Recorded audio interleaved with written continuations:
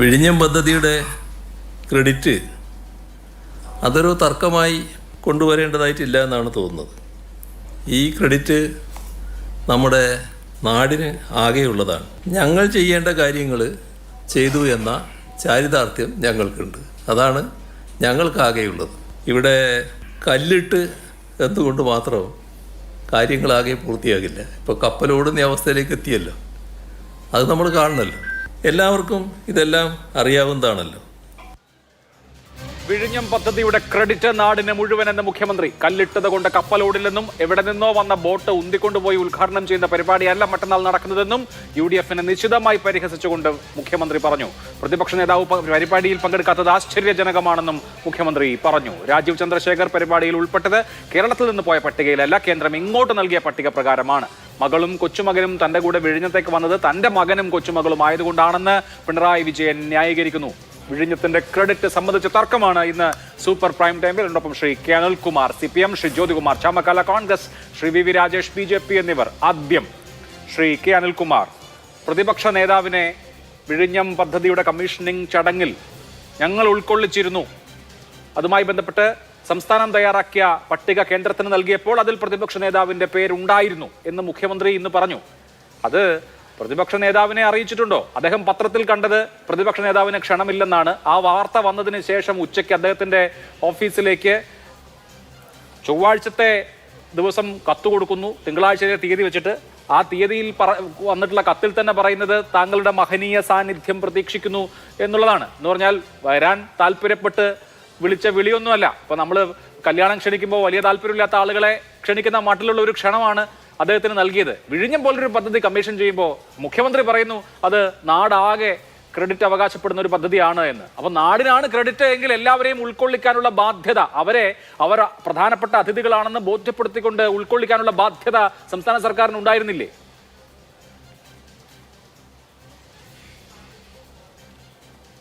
വാർത്തകൾ എത്രത്തോളം വസ്തുതാപരമാകും എന്നുള്ളതിനെ കുറിച്ച് നല്ല ധാരണ നമ്മുടെ നാട്ടിലെ ആളുകൾക്കെല്ലാം ഇപ്പോൾ ഉണ്ട്. നിർമ്മിക്കപ്പെടുന്നതാണ് വാർത്തകൾ, പലതും ആഖ്യാനങ്ങളാണ്, നുണകളാണ്. അത് രാഷ്ട്രീയത്തിൻ്റെ താല്പര്യത്തിനനുസൃതമായി നിർമ്മിക്കപ്പെടുകയും മാധ്യമങ്ങൾ അതിൻ്റെ പിന്നാലെ ഓടുകയും പിന്നീട് അത് ചരമമടയുകയും പുതിയ പുതിയ നിർമ്മിതികൾക്ക് പിന്നാലെ മാധ്യമങ്ങൾ സഞ്ചരിക്കുകയും ചെയ്യുന്നൊരു കാലത്തിനകത്ത് പ്രതിപക്ഷ നേതാവിനെ ക്ഷണിച്ചോ ഇല്ലയോ എന്നൊരു തർക്കത്തിൻ്റെ പ്രശ്നം ഒരു കാര്യമായ കാര്യമാണെന്ന് ഞാൻ വിചാരിക്കുന്നില്ല. പ്രധാനമന്ത്രി അതിൽ പങ്കെടുക്കുന്നുണ്ട് എന്നുള്ളതാണ് പ്രതിപക്ഷ നേതാവ് ഈ പരിപാടിയിൽ വേണ്ടതാണോ കണ്ടത്. അല്ല, അത് പറയുകയാണ്.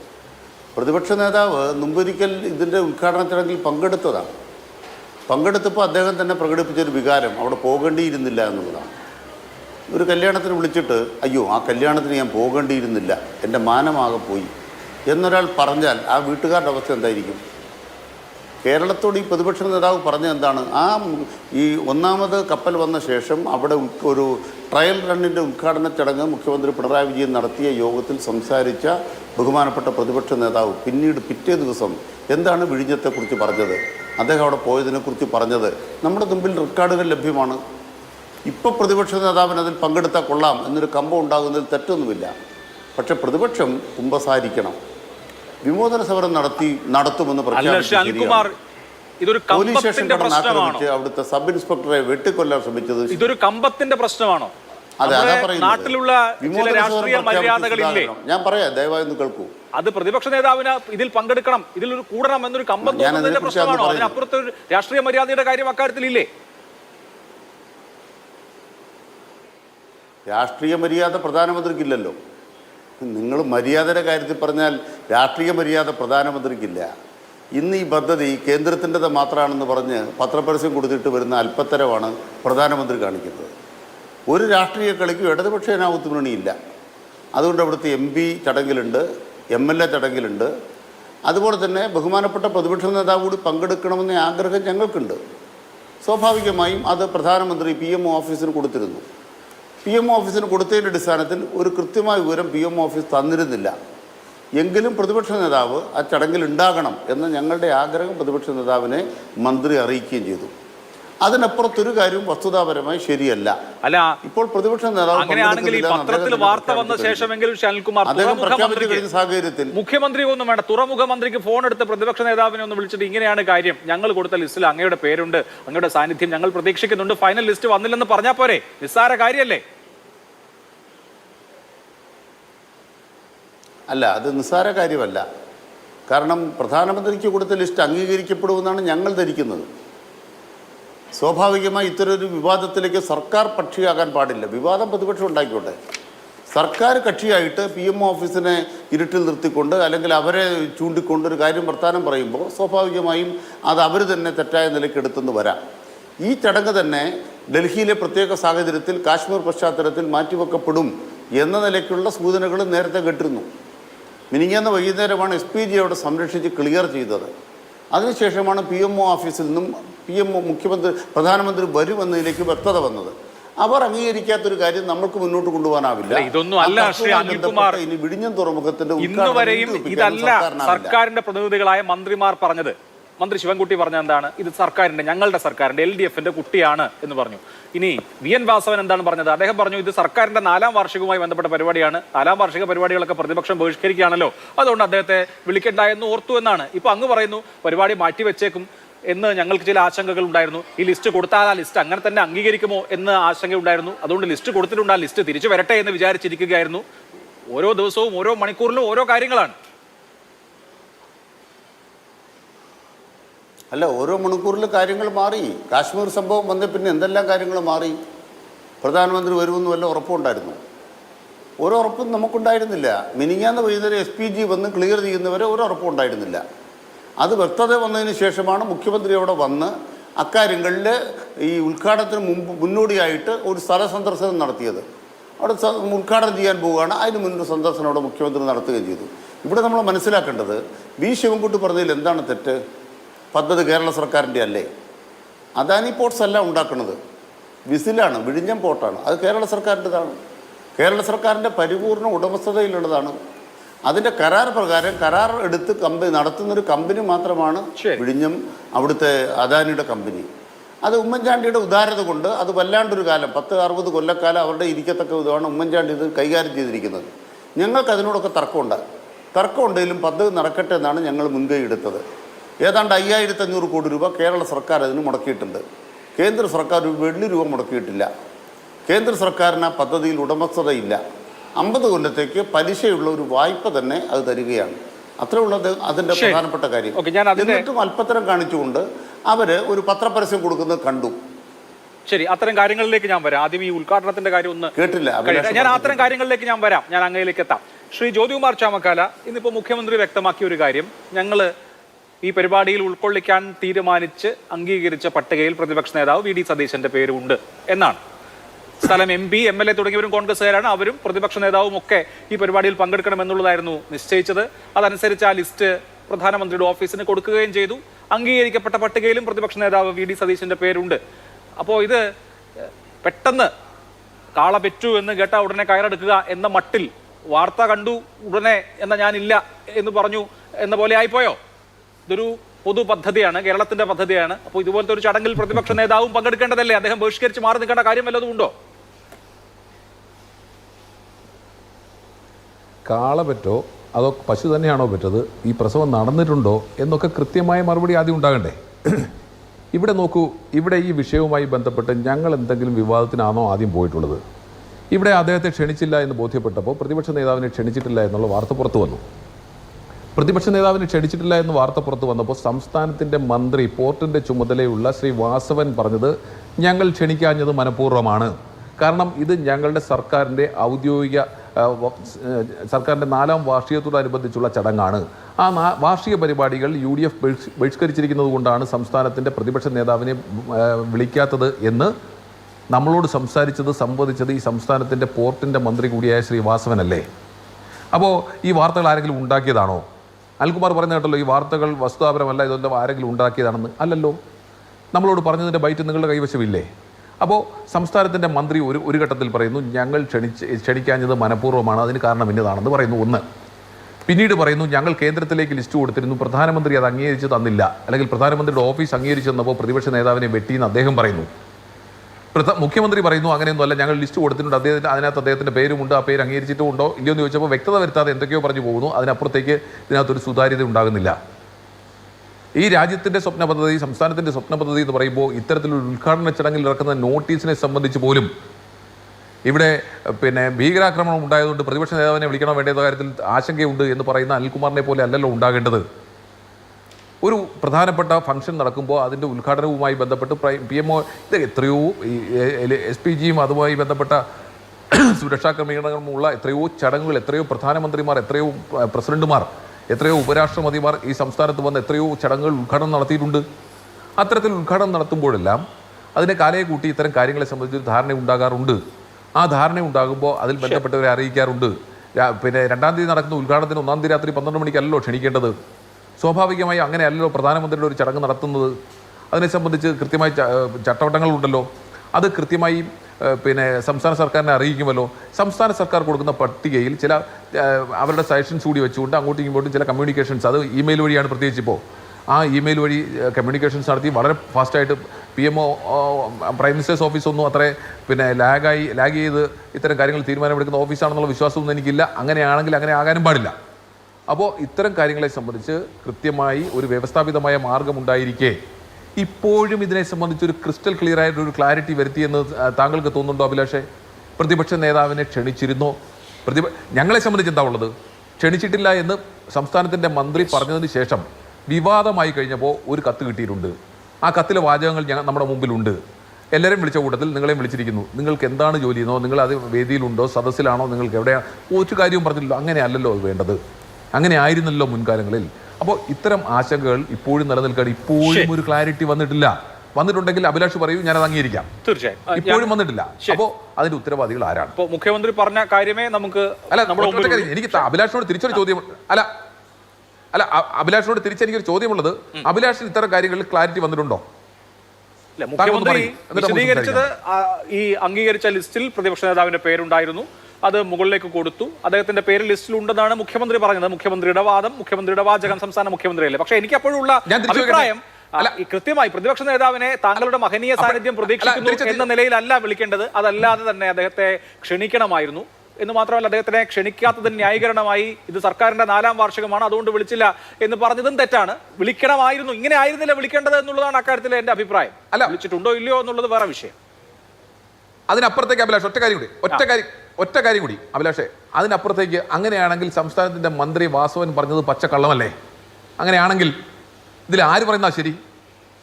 മുഖ്യമന്ത്രി ക്ലാരിറ്റി വരുത്തിയില്ല. അതിനപ്പുറത്തേക്ക് എൻ്റെ ചോദ്യം, വാസവൻ പറഞ്ഞില്ലേ കേന്ദ്ര പ്രധാനമന്ത്രിയുടെ ഓഫീസിൽ നിന്നാണ് പ്രതിപക്ഷ നേതാവിന്റെ പേര് ഒഴിവാക്കിയതെന്ന് പറഞ്ഞിട്ടില്ലേ? അങ്ങനെയാണെങ്കിൽ മുഖ്യമന്ത്രിയുടെ മന്ത്രിസഭയിൽ ഒരു മന്ത്രി കള്ളം പറയുന്നത് ശരിയാണോ? ഇതിലൊക്കെ വ്യക്തത വേണ്ടേ അഭിലാഷേ? എന്താ പിള്ളേർ കളിയാ? എന്താ മുഖ്യമന്ത്രിയുടെ മകളുടെ കല്യാണം വിളിച്ചാണോ?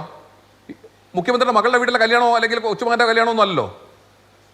ഈ സംസ്ഥാനത്തിന്റെ ഒരു പ്രോജക്റ്റ്, അതിനകത്ത് ഞങ്ങളുടെ പങ്ക് വളരെ സ്പഷ്ടമായിരിക്കെ ശ്രീ ഉമ്മൻചാണ്ടിയുടെ ഇടപെടൽ, ഉമ്മൻചാണ്ടിയാണ് ഈ പോർട്ടിന്റെ ഉപജ്ഞാതാവെന്നിരിക്കെ, അദ്ദേഹത്തിന്റെ കാർമ്മികത്വത്തിലാണ് ഇതെല്ലാം നടന്നിട്ടുള്ളതെന്നിരിക്കെ അദ്ദേഹത്തിനെയും അദ്ദേഹത്തിന്റെ പാർട്ടിയെയും അവഗണിച്ചുകൊണ്ട് പോകുന്നു. എന്താ ഇവിടെ ഞാൻ ഒന്നുകൂടെ പറഞ്ഞ അവസാനിപ്പിക്കട്ടെ, പോലീസോട് പറഞ്ഞ അവസാനിപ്പിക്കട്ടെ. ഇവിടെ അൽകുമാർ പറഞ്ഞല്ലോ ആദ്യം വിളിച്ചിരുന്നു, പിന്നീട് ഞങ്ങൾ വരേണ്ടിയിരുന്നില്ല എന്നൊക്കെ പറഞ്ഞു എന്ന്. ആ പ്രതിപക്ഷത്തെ സംബന്ധിച്ച് നിങ്ങൾക്ക് ഓശാന പാടുകയല്ല ജോലി. നിങ്ങളുടെ ഭാഗത്ത് മിസ്റ്റേക്ക് ഉണ്ടെങ്കിൽ ഞങ്ങളത് ചൂണ്ടിക്കാണിക്കും.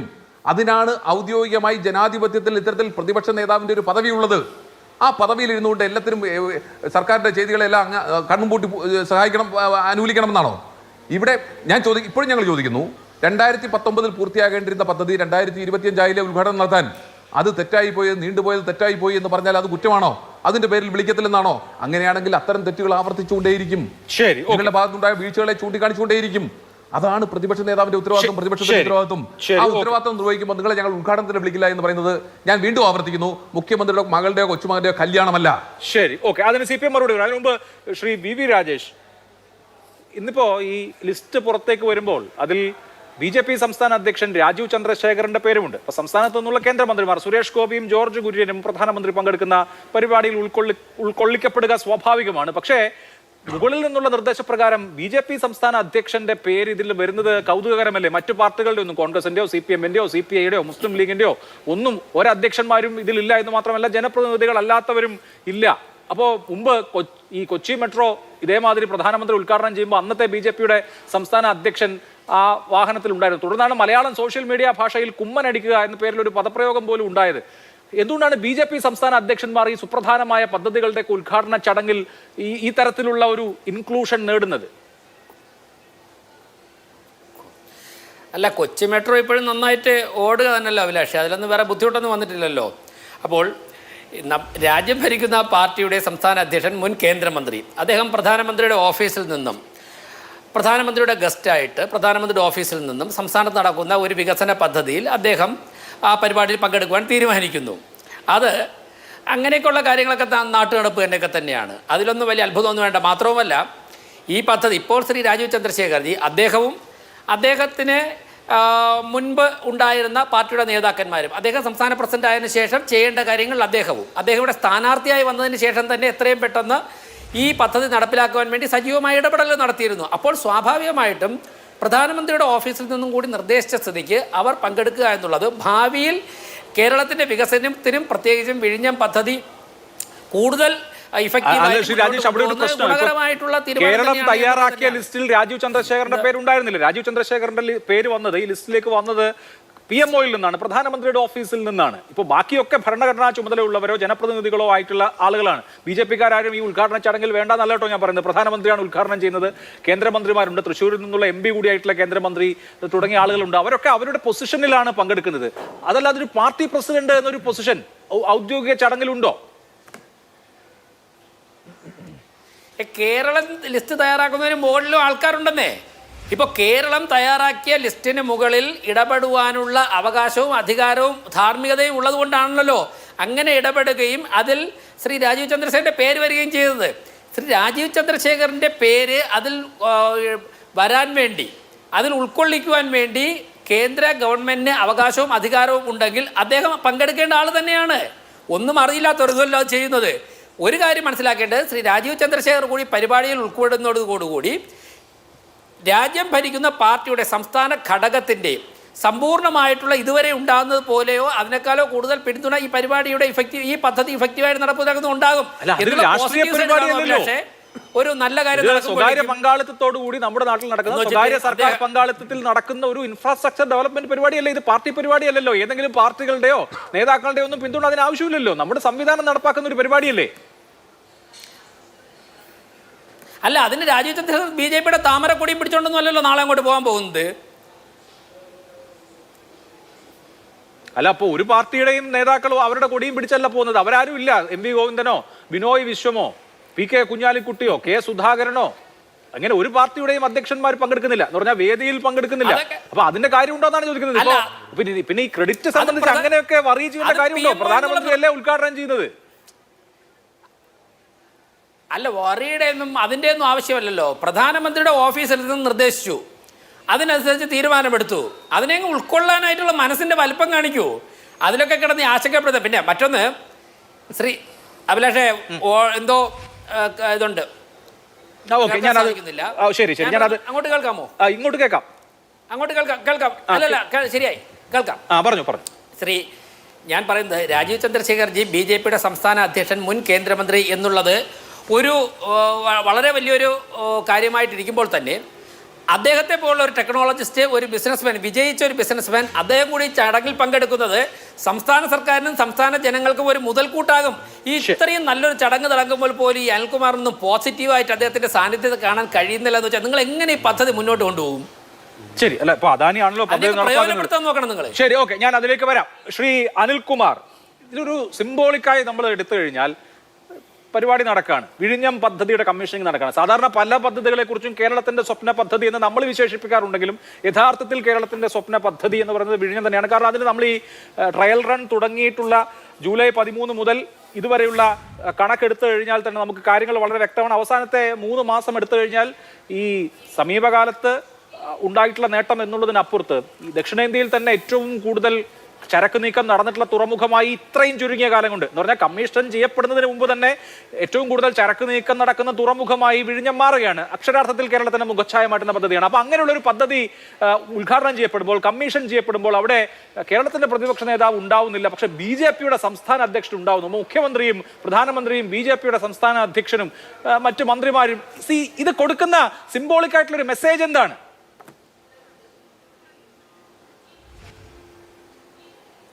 അല്ല, ബാബു ബജറംഗിമാരെ പോലുള്ള ആളുകൾ കേരളത്തിൻ്റെ പൊതുമണ്ഡലത്തിൽ കടന്നു വരാൻ ഒരു തരത്തിലും ആഗ്രഹിക്കാത്ത ഒരു കൂട്ടരാണ് ഞങ്ങൾ. മുഖ്യമന്ത്രി പിണറായി വിജയൻ അതിൽ വളരെ ജാഗ്രതയായി പ്രവർത്തിക്കുന്ന ഒരാളാണ്. അതുകൊണ്ട് തന്നെ ഇത്തരം കടന്നുകയറ്റക്കാരുടെ അല്ലെങ്കിൽ കുമ്മനടിക്കാൻ വരിക നിങ്ങൾ മുമ്പ് പറഞ്ഞ രീതിയിലുള്ള ആളുകളെ ഞങ്ങളാരും ഉൾപ്പെടുത്താൻ താല്പര്യപ്പെട്ടിട്ടേ ഇല്ല. പക്ഷെ പ്രശ്നം എന്താണ്? ഇന്ത്യ രാജ്യത്തിൻ്റെ ഒരു തുറമുഖമാണ്. ഇന്ത്യ രാജ്യത്തിൻ്റെ പ്രധാനമന്ത്രിയോ അവരുടെ പാർട്ടിയോ അവരുടെ സർക്കാരോ ഇക്കാര്യത്തിൽ ഒരു സഹായവും കേരളത്തിന് നൽകുന്നില്ല.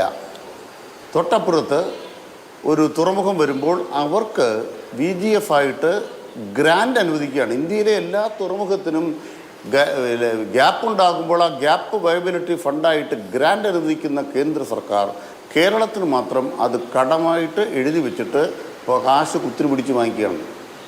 ആ ഗുണ്ടാപ്പെരുവിന് വരുന്ന ആളാണോ രാജീവ് ചന്ദ്രശേഖർ എന്ന് എനിക്കറിയില്ല. പ്രധാനമന്ത്രി അത് ഓർമ്മിപ്പിക്കാൻ ഞങ്ങളുടെ ഗുണ്ടയെ പോസ്റ്റ് ചെയ്തിട്ടുണ്ട്, ഈ കാശ് പിരിക്കാനായിട്ട് ഈ ഗുണ്ട വരും, അങ്ങനെ ഞങ്ങളുടെ ഗുണ്ട പോസ്റ്റ് ചെയ്തിട്ടുണ്ട്. പ്രധാനമന്ത്രിക്ക് വാക്കുകൾ സൂക്ഷിച്ചു ഉപയോഗിക്കണേ അല്ലേ? അങ്ങനെയൊന്നും എന്തെങ്കിലും പറഞ്ഞിറങ്ങി പോകാൻ നോക്കണ്ട. അല്പന്മാര് പത്രത്തിൽ പരസ്യം കൊടുത്തിരിക്കുകയാണ്. അല്ലല്ല, അങ്ങനെ വാക്കുകൾ നമുക്ക് നല്ല വാക്കുകൾ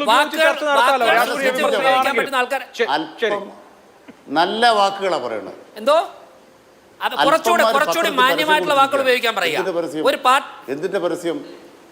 മാന്യമായിട്ട് പത്രത്തിൽ പരസ്യം കൊടുത്ത് മാന്യത സർക്കാർ പത്രത്തിൽ പരസ്യം കൊടുത്ത് ചർച്ച അവസാനിപ്പിക്കും. അത്തരം പദപ്രയോഗങ്ങളൊക്കെ ഒഴിവാക്കാൻ നമുക്ക് ഇതിപ്പോ നമ്മൾ ഒരു കാര്യം പറഞ്ഞുകൊണ്ടിരിക്കുകയല്ലേ എന്ന് മാത്രമല്ല, ഒരു നല്ല കാര്യം തുടങ്ങാനും പോവാണല്ലോ. അപ്പൊ പിന്നെ നമ്മൾ അങ്ങോട്ടും ഇങ്ങോട്ടും നെയിം കോളിംഗ് നടത്തുന്നതിൽ കാര്യമില്ല. നമുക്ക് കാര്യങ്ങൾ പറഞ്ഞു പോവാം, വിഷയങ്ങൾ പറഞ്ഞു പോവാം. അവിടെയുള്ള ഒരു പ്രശ്നം ശ്രീ അനിൽകുമാർ, ഇപ്പൊ താങ്കൾ പറഞ്ഞല്ലോ രാജീവ് ചന്ദ്രശേഖറിന്റെ അവിടുത്തെ സാന്നിധ്യം ഒരു അനൗചിത്യമാണ് എന്ന് പറഞ്ഞല്ലോ. ഞാൻ ആ സാമാന്യമായ വാചകം എടുത്താൽ അപ്പോൾ എന്തൊക്കെ അനൗചിത്യമാണ് നടക്കുന്നത്? ഇതിന്റെ അവലോകന യോഗത്തിന് പോകുമ്പോൾ മുഖ്യമന്ത്രിയുടെ കൂടെ പോകുന്നത്, മുഖ്യമന്ത്രിയുടെ ഔദ്യോഗിക വാഹനത്തിന്റെ ഫ്രണ്ട് സീറ്റിൽ ആരാണ് ഇരിക്കേണ്ടത്? മുഖ്യമന്ത്രിയുടെ സുരക്ഷാ ഉദ്യോഗസ്ഥനാണ്. അതിന് പകരം മുഖ്യമന്ത്രിയുടെ മകൾ ഇരിക്കുന്നു, കൊച്ചുമകൻ ഇരിക്കുന്നു. അവലോകന യോഗത്തിൽ ഇപ്പോൾ നമ്മൾ ഈ ദുബായ് കിരീടാവകാശി, അബുദാബി കിരീടാവകാശി എന്നൊക്കെ പറയുന്നത് പോലെ കിരീടാവകാശി എന്ന് നമുക്ക് വിശേഷിപ്പിക്കാൻ പറ്റുമോ എന്നറിയില്ല. കൊച്ചുമകൻ ഇരിക്കുന്നു, മകൾ ഇരിക്കുന്നു. ഒരു പദ്ധതിയുടെ, ഏറ്റവും പ്രധാനപ്പെട്ട പദ്ധതിയുടെ അവലോകന യോഗമാണ് എന്നോർക്കണം. മുഖ്യമന്ത്രിയോടൊപ്പം ഇന്ന് ചോദിക്കുമ്പോൾ അദ്ദേഹം പറയുന്നത് എന്റെ മകനും കൊച്ചുമകനും ആയതുകൊണ്ടാണല്ലോ വന്നത് എന്നാണ്. അപ്പോൾ ഇമ്മട്ടിലുള്ള അനൗചിത്യമാകാമെങ്കിൽ പിന്നെ ബാക്കിയുള്ള കാര്യം പറയണോ? ഞാൻ മറ്റു മാധ്യമപ്രവർത്തകരെ അപേക്ഷിച്ച് നോക്കുമ്പോൾ അഭിലാഷ് സത്യസന്ധത പുലർത്തുന്ന ഒരാളായിട്ടാണ് എൻ്റെ ജീവിതത്തിൽ ഞാൻ അനുഭവിച്ചിട്ടുള്ളത്. ഇന്നെന്തോ അഭിലാഷിനൊരു തെറ്റുപറ്റി. എന്താ തെറ്റുപറ്റിയത്? അവലോകന യോഗം. അവലോകന യോഗത്തിന് അജണ്ട വേണം. 2, അവലോകന യോഗത്തിന് മിനിറ്റ്സ് വേണം. 3, അവലോകന യോഗത്തിൽ ആര് വേണം? ഒരു പോർട്ടുമായി ബന്ധപ്പെട്ട അവലോകന യോഗത്തിൽ ചീഫ് സെക്രട്ടറി വേണം, പോർട്ടിൻ്റെ സെക്രട്ടറി വേണം, ബന്ധപ്പെട്ട ഉദ്യോഗസ്ഥന്മാർ വേണം. എന്താ അവലോകനം അവിടെ നടന്നത്? അങ്ങ് അല്പമെങ്കിലും ഇക്കാര്യത്തിൽ ഏതെങ്കിലും മാധ്യമം എന്തെങ്കിലും പറഞ്ഞു എന്ന് കരുതി അങ്ങ് ഇറങ്ങി പുറപ്പെടാൻ പാടില്ല. അല്ല, അപ്പോൾ അവിടെ നടന്നത് എന്താണ്? നിങ്ങൾ ഇതിനിറങ്ങി പുറപ്പെടാൻ പാടില്ല. കാരണം എന്താണ് നടന്നത്? എന്താണെന്നുള്ള എല്ലാവരും കണ്ടതല്ലേ. മുഖ്യമന്ത്രിയുടെ ആഫീസ് എന്താ വ്യക്തമാക്കിയത്? അവിടെ ഉദ്ഘാടനത്തിന് മുന്നോടിയായിട്ട് മുഖ്യമന്ത്രി അവിടെ പോയി. അദ്ദേഹത്തിൻ്റെ ഭാര്യയും മകളും മകളുടെ മകനും കൂടെ ഉണ്ടായിരുന്നു. മുഖ്യമന്ത്രിയെയും കുടുംബത്തെയും അവിടുത്തെ സിഇഒയും പോർട്ടിലെ അധികാരികളും സ്വീകരിച്ചു. പോർട്ടിൻ്റെ പ്രവർത്തനങ്ങളെക്കുറിച്ച് ഒരു വീഡിയോ അവരവിടെ പ്രസൻറ്റ് ചെയ്തു. ഇവരവിടെ നിന്ന് കണ്ടു. ഇത്തരം കാര്യം വൈകുന്നേരം 6:34 മുഖ്യമന്ത്രിയുടെ ഓഫീസിൽ നിന്നും എല്ലാ മാധ്യമങ്ങൾക്കും കൊടുത്തതാണ്. അതിനപ്പുറത്തൊരു അവലോകന യോഗം എവിടുന്നാണ് അഭിലാഷ് ഇപ്പോൾ ഉണ്ടാക്കിയത്? ഇത് അഭിലാഷ് ഇന്നുണ്ടാക്കിയതല്ല, ഞാൻ ഉണ്ടാക്കിയതല്ല. മുഖ്യമന്ത്രി തന്നെ ഫേസ്ബുക്കിൽ എഴുതിയിരിക്കുന്ന വാചകം നടത്തിയിട്ടുണ്ട്. വിഴിഞ്ഞം അന്താരാഷ്ട്ര തുറമുഖം മെയ് 2 പ്രധാനമന്ത്രി രാജ്യത്തിന് സമർപ്പിക്കുകയാണ്. ഇതിന്റെ ഭാഗമായി തുറമുഖ നിർമ്മാണത്തിന്റെ പുരോഗതി മനസ്സിലാക്കാൻ വിഴിഞ്ഞത്തെത്തിയപ്പോൾ ശ്രദ്ധയിൽ വന്ന ഒരു കാര്യം എന്ന് പറഞ്ഞാൽ അവിടെ കണ്ടെയ്നർ നീക്കം നിയന്ത്രിക്കുന്നത് കുറെ വനിതകളാണ് തുടങ്ങിയ കാര്യങ്ങൾ പറയണം. അപ്പോൾ മുഖ്യമന്ത്രി തുറമുഖ നിർമ്മാണത്തിന്റെ പുരോഗതി വിലയിരുത്തുന്നത് മുഖ്യമന്ത്രിയുടെ ഒഫീഷ്യൽ കപ്പാസിറ്റിയിലല്ലേ? അതിലെന്താണ്? അതിലെന്താ ഒഫീഷ്യൽ കപ്പാസിറ്റിയിലാണോ അല്ലയോ? അതെ, നിങ്ങൾക്ക് തെറ്റിയത് ഒഫീഷ്യൽ കപ്പാസിറ്റിയിൽ പോകുമ്പോ നിങ്ങൾക്ക് തെറ്റിയത് ഒഫീഷ്യൽ കപ്പാസിറ്റിയിൽ നിങ്ങളൊരു വാക്ക് മകളും കൊച്ചുമകനും നിങ്ങളൊരു വാക്ക് പറഞ്ഞു. അഭിലാഷ് ഒരു വാക്ക് പറഞ്ഞു, അത് പറയട്ടെ. നിങ്ങളൊരു വാക്ക് പറഞ്ഞു, അത് അവലോകന യോഗമെന്നാണ്. ഒരു മുഖ്യമന്ത്രി അവിടെ പോകുന്നു, ആ പോകുന്ന കൂടെ മുഖ്യമന്ത്രിയുടെ കുടുംബാംഗങ്ങളുണ്ട്. മുഖ്യമന്ത്രി വ്യക്തിപരമായി തൻ്റെ ചുമതലയിൽപ്പെട്ട കാര്യങ്ങൾ നോക്കാൻ വരികയാണ്, കുടുംബാംഗങ്ങൾ കൂടിപ്പോയി. അതേസമയം അവലോകന യോഗമെന്ന് പറഞ്ഞാൽ അർത്ഥം എന്താണ്? ഔദ്യോഗികമാണ്. ഔദ്യോഗികമാണ്, മിനിറ്റ്സ് വേണം. 2, അതിന് ചീഫ് സെക്രട്ടറി വേണം, വകുപ്പ് സെക്രട്ടറി വേണം, അതിന് അജണ്ട വേണം, തീരുമാനം വേണം. ഇത് വല്ലതും അഭിലാഷ് കണ്ടിട്ടുണ്ടോ?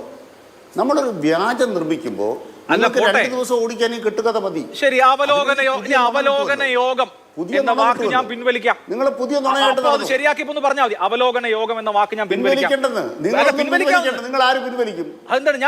നിർമ്മിച്ച് വേറെ വഴിക്ക് പോകുന്നത് നിങ്ങൾ ആര് പിൻവലിക്കും? അന്താരാഷ്ട്ര കമ്മീഷൻ ചെയ്യുന്നതിന്റെ ഭാഗമായി അഭിലാഷ് വിട്ടില്ല. അല്ലല്ല, അങ്ങ് കേൾക്കൂ ശാൽകുമാർ. അദ്ദേഹം അവിടെ വെറുതെ പോയതല്ല, വെറുതെ കാറ്റുകൊള്ളാൻ പോയപ്പോൾ വിഴിഞ്ഞം കയറിയതല്ല, അല്ലെങ്കിൽ പിന്നെ ഒരു ദിവസം വെറുതെ വീട്ടിലിരിക്കുകയാണ്, കുടുംബത്തോടൊപ്പം വിഴിഞ്ഞം കാണാൻ പോയേക്കാം എന്ന് വിചാരിച്ച് പോയതല്ല. പിന്നെയോ, വിഴിഞ്ഞം അന്താരാഷ്ട്ര തുറമുഖം മെയ് 2 പ്രധാനമന്ത്രി രാജ്യത്തിന് സമർപ്പിക്കുന്നതിന്റെ ഭാഗമായി ഇതിലെ നിർമ്മാണ പുരോഗതി വിലയിരുത്താനാണ് മുഖ്യമന്ത്രി പോയത്. അത് ഞാൻ പറഞ്ഞതല്ല, മുഖ്യമന്ത്രി പിണറായി വിജയൻ മാലോകരെല്ലാം അറിയിച്ചതാണ്. അദ്ദേഹത്തിന്റെ ഒഫീഷ്യൽ ഫേസ്ബുക്ക് അക്കൗണ്ടിൽ, ട്വിറ്റർ അക്കൗണ്ടിൽ ഒക്കെ അതുണ്ട്. അപ്പോൾ അദ്ദേഹത്തിന്റെ ഔദ്യോഗിക കപ്പാസിറ്റിയിൽ, ഒഫീഷ്യൽ കപ്പാസിറ്റിയിൽ മുഖ്യമന്ത്രി ഉദ്ഘാടനത്തിന് മുന്നോടിയായുള്ള നിർമ്മാണ പുരോഗതി വിലയിരുത്തലിന് പോയപ്പോൾ എന്തിനാണ് കുടുംബാംഗങ്ങളെ കൂടെ കൊണ്ടുപോയത്? അത് അനൗചിത്യമല്ലേ എന്നുള്ളതാണ് എന്റെ ചോദ്യം. രാജീവ് ചന്ദ്രശേഖരന്റെ ആ വേദിയിലെ സാന്നിധ്യം അനൗചിത്യമാണെങ്കിൽ അതിനേക്കാൾ എത്രയോ ഇരട്ടി അനൗചിത്യമാണ് ഇതെന്നുള്ളതാണ് എന്റെ ചോദ്യം. അവലോകനം എന്നുള്ള വാക്ക് ഞാൻ പിൻവലിച്ചു. ഇനി ഇതിന് ഉത്തരം പറയും. അത് പത്രം ഒറ്റ കാര്യം. അവിടെ ബഹുമാനപ്പെട്ട മന്ത്രി VN വാസവൻ മുൻകൈ എടുത്ത് സ്വാഗതസംഘ യോഗം കൂടി. ചടങ്ങ് എന്താണെന്ന് അവിടെ തീരുമാനിച്ചിട്ടുണ്ട്. 2, സ്വാഗതസംഘത്തിൻ്റെ ആഫീസ് കോർപ്പറേഷൻ ആഫീസിൻ്റെ അടുത്ത് ഉദ്ഘാടനം ചെയ്തു. ചടങ്ങിൻ്റെ മറ്റു കാര്യങ്ങൾ സ്വാഗത സംഘം ചെയ്തുകൊണ്ടിരിക്കുകയാണ്. പ്രധാനമന്ത്രി വരുന്ന ദിവസം ആ പ്രധാനമന്ത്രിക്കൊപ്പം സഞ്ചരിക്കുമ്പോൾ എവിടെ വരെയാണ് തുറമുഖം എത്തിയത് എന്ന് മുഖ്യമന്ത്രിക്ക് മുൻകൂട്ടി അറിവുണ്ടാകണം, നേരിട്ടുള്ള അറിവുണ്ടാകണം. അതിന് മുഖ്യമന്ത്രി അവിടെ പോയി. ഒരു സാധാരണ പോലെ സന്ദർശനത്തിന് പോകുന്നു. കൂടെ ഭാര്യയും മക്കളും ഒരു കൗതുകത്തിന് അവർ കൂടിയിട്ടുമുണ്ട്. എന്താ നിങ്ങൾ കേൾക്കുന്നത്? ആ മനുഷ്യൻ എന്താണ് VD സതീശൻ പറഞ്ഞത്? ധാർഷ്ട്യം, ധിക്കാരം, അഹങ്കാരം. എന്തിന്? ഈ വിഴിഞ്ഞം തുറമുഖം നടപ്പാക്കുന്നത് പിണറായി വിജയൻ്റെ ധാർഷ്ട്യമാണ്, ധിക്കാരമാണ്, അഹങ്കാരമാണ് എന്ന് നിങ്ങൾ വേട്ടയാടുന്നത് ആരെയാണ്? ആ വേട്ടയാടപ്പെടുന്നയാളുടെ സഹധർമ്മിണിയും മകളും മകനുമടക്കം ആ കുടുംബം, ഇതെല്ലാം കേട്ടുകൊണ്ടിരിക്കുന്ന, ഈ ശകാരങ്ങൾ മുഴുവൻ കേട്ടുകൊണ്ടിരിക്കുന്ന ഒരു മനുഷ്യനോടൊപ്പം ചേർന്ന് നിൽക്കുന്ന കുടുംബം, അതിനോടൊപ്പം ആ വണ്ടിയിൽ കയറി അവിടെ വന്നു എന്നുള്ളത് കൊണ്ട് ലോകം ഇടിഞ്ഞു പോയല്ലോ. ലോകം ഇടിഞ്ഞു കണ്ടിട്ടില്ല. ഇങ്ങനെയുള്ള കീഴ്വഴക്കങ്ങളൊക്കെ മുഖ്യമന്ത്രിമാരായിട്ടുള്ള ജനങ്ങൾ മനസ്സിലാക്കും. ഒരു കീഴ്വഴക്കമില്ല, ഔദ്യോഗികമായ ഒരു പരിപാടിയില്ല. പിന്നെ നെഹ്റുവിന്റെ കൂടെ പ്രിയങ്ക ഗാന്ധിയുടെ മൂക്ക് വന്നെന്ന് എഴുതിയ പത്രങ്ങളുണ്ട് ഇവിടെ. നെഹ്റുവിന്റെ കൂടെ പ്രിയങ്ക ഗാന്ധിയുടെ ആ മൂക്ക് ഇവിടെ വന്നെന്ന് എഴുതിയ പത്രങ്ങളുണ്ട്. നിങ്ങൾ വായിച്ചു നോക്കണം. ഇല്ല പിന്നെ വേറൊരു പത്രത്തെ എഴുതിയ പത്രം ഞാൻ പറയാം. എന്നെ കൊണ്ട് എഴുതിക്കണ്ട. വേണ്ട, ഇന്ദിരാഗാന്ധിയുടെ മൂക്കുണ്ട്. അതാണ് പറയുന്നത്. ഇന്ദിരാഗാന്ധിയുടെ മൂക്ക് പിന്നെ പ്രിയങ്കയ്ക്ക് കിട്ടിയില്ലേ? മൂക്കിന്റെ പണി തുടങ്ങിയത് നെഹ്റുവിന്റെ കൂടിയാണ്. ജ്യോതികുമാർ ചാമക്കാല, ഇന്ന് നമ്മൾ ഒരു കാര്യം കൂടി ശ്രദ്ധിക്കണം. മുഖ്യമന്ത്രി പറഞ്ഞ ഒരു വാചകം, കല്ലിട്ടതുകൊണ്ട് കപ്പലോടില്ല എന്നാണ്. എന്ന് പറഞ്ഞാൽ UDFന്റെ ഇക്കാര്യത്തിലെ സംഭാവന, അവിടെ ഒരു കല്ലിട്ടു എന്നുള്ളതാണ്. ഞങ്ങളുടെ സർക്കാരിന്റെ കഴിഞ്ഞ 9 വർഷത്തെ ഇച്ഛാശക്തിയുടെ പ്രതിഫലനമാണ് ഈ പോർട്ട് കമ്മീഷൻ ചെയ്യുന്നത് എന്നുള്ളതാണ് ഒന്നാമത്തെ കാര്യം. 2, ഒരു വാചകം കൂടി പറഞ്ഞു, ഞങ്ങൾ ഈ നടത്തുന്ന ഉദ്ഘാടനം എവിടുന്നോ ഒരു ബോട്ട് തള്ളിക്കൊണ്ടുവന്ന് ഓടിച്ചു പോക്കുന്ന പരിപാടിയല്ല എന്ന് പറഞ്ഞാൽ കണ്ണൂർ എയർപോർട്ട് UDFന്റെ കാലത്ത് ഉദ്ഘാടനം ചെയ്തത് മാതിരി അല്ല, ഇത് പ്രവർത്തിക്കുന്ന ഒരു തുറമുഖമാണ്, അതിന്റെ കമ്മീഷനിങ് ആണ് നടത്തുന്നത് എന്നാണ് മുഖ്യമന്ത്രി ഉദ്ദേശിച്ചത്. അപ്പോൾ ക്ഷണിക്കുന്നതും ക്ഷണിക്കാതിരിക്കുന്നതും വരുന്നതും വരാതിരിക്കുന്നതും എന്നതിനപ്പുറത്ത് ഇത് ഞങ്ങളുടെ ഇച്ഛാശക്തിയുടെ പ്രതിഫലനമാണെന്ന് മുഖ്യമന്ത്രി അസന്നിഗ്ധമായി വ്യക്തമാക്കുകയാണ്. ഞാനതിന് മറുപടി പറയാം. അതിനു മുമ്പ് ഇവിടെ പിന്നെ മറ്റു 2 പേർ പറഞ്ഞ ചില കാര്യങ്ങളുണ്ടല്ലോ, ഇത് കൃത്യമായ മറുപടിയുണ്ട്. പിന്നെ എന്താ അൽകുമാർ പറഞ്ഞത് ഇവിടെ ഗുണ്ടാപിരിവ് നടത്താൻ, ഞാൻ അദ്ദേഹത്തെ കോട്ട് ചെയ്യുകയാണ്, ഗുണ്ടാപിരിവ് നടത്താൻ BJPയുടെ സംസ്ഥാന അധ്യക്ഷനെ പ്രധാനമന്ത്രി നിയോഗിക്കുന്നു എന്നാണ് അദ്ദേഹം പറഞ്ഞിട്ടുള്ളത്.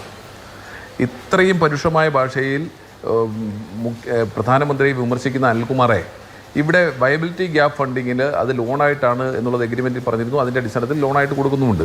ആ സാഹചര്യത്തിൽ അങ്ങനെ വയബിലിറ്റി ഗ്യാപ്പ് ഫണ്ട് നിങ്ങൾ ലോണായിട്ടാണ് തരുന്നത്, നിങ്ങൾ അത് പിന്നെ സബ്സിഡി ആയിട്ട് തരുന്നില്ല, അല്ലെങ്കിൽ നിങ്ങളുടെ പിന്നെ കോൺട്രിബ്യൂഷനായി തരുന്നില്ല എന്ന് ബോധ്യമുണ്ടെങ്കിൽ അതിനുശേഷവും നിങ്ങൾ പിന്നെ എന്തിനാണ് ഈ പ്രധാനമന്ത്രിയെ തന്നെ ഉദ്ഘാടനത്തിന് ക്ഷണിച്ചത്? പ്രധാനമന്ത്രി ഉദ്ഘാടനം ചെയ്തില്ലെങ്കിൽ ഈ പദ്ധതി നടപ്പിലാവില്ലെന്നുണ്ടോ? ഞങ്ങൾക്ക് ബുദ്ധിമുട്ടൊന്നുമില്ല കേട്ടോ, ഞങ്ങൾക്ക് വിരോധമൊന്നുമില്ല. പക്ഷേ എന്തിനാണ് നിങ്ങൾ ക്ഷണിച്ചത്? അപ്പോൾ പ്രധാനമന്ത്രിയെ ക്ഷണിച്ചതിന് ശേഷം ഈ അതിന് മുമ്പേ അറിയാമായിരുന്നല്ലോ വയബിലിറ്റി ഗ്യാപ്പ് ഫണ്ടിങ്ങുമായിട്ട് ബന്ധപ്പെട്ട വിഷയങ്ങളെ സംബന്ധിച്ചൊക്കെ. അപ്പോൾ അതൊക്കെ അവിടെ നിൽക്കുക. നിങ്ങൾ തമ്മിലുള്ള ഒത്തുതീർപ്പിൻ്റെ ഭാഗമായി ഇവിടെ പ്രതിപക്ഷ നേതാവിനെ ഒഴിവാക്കിയിട്ട് BJPയുടെ സംസ്ഥാന അധ്യക്ഷനെ ഉദ്ഘാടന സമ്മേളനത്തിലേക്ക് പങ്കെടുപ്പിക്കാൻ തീരുമാനിച്ചു. തിരുവായ്ക്ക് എതിർവായില്ലാതെ പ്രധാനമന്ത്രി ഓഫീസ് പറയുന്നതിനോട് യോജിക്കേണ്ട സാഹചര്യത്തിലേക്ക് മുഖ്യമന്ത്രിയുടെ ഓഫീസ് എത്തി നിൽക്കുന്നു.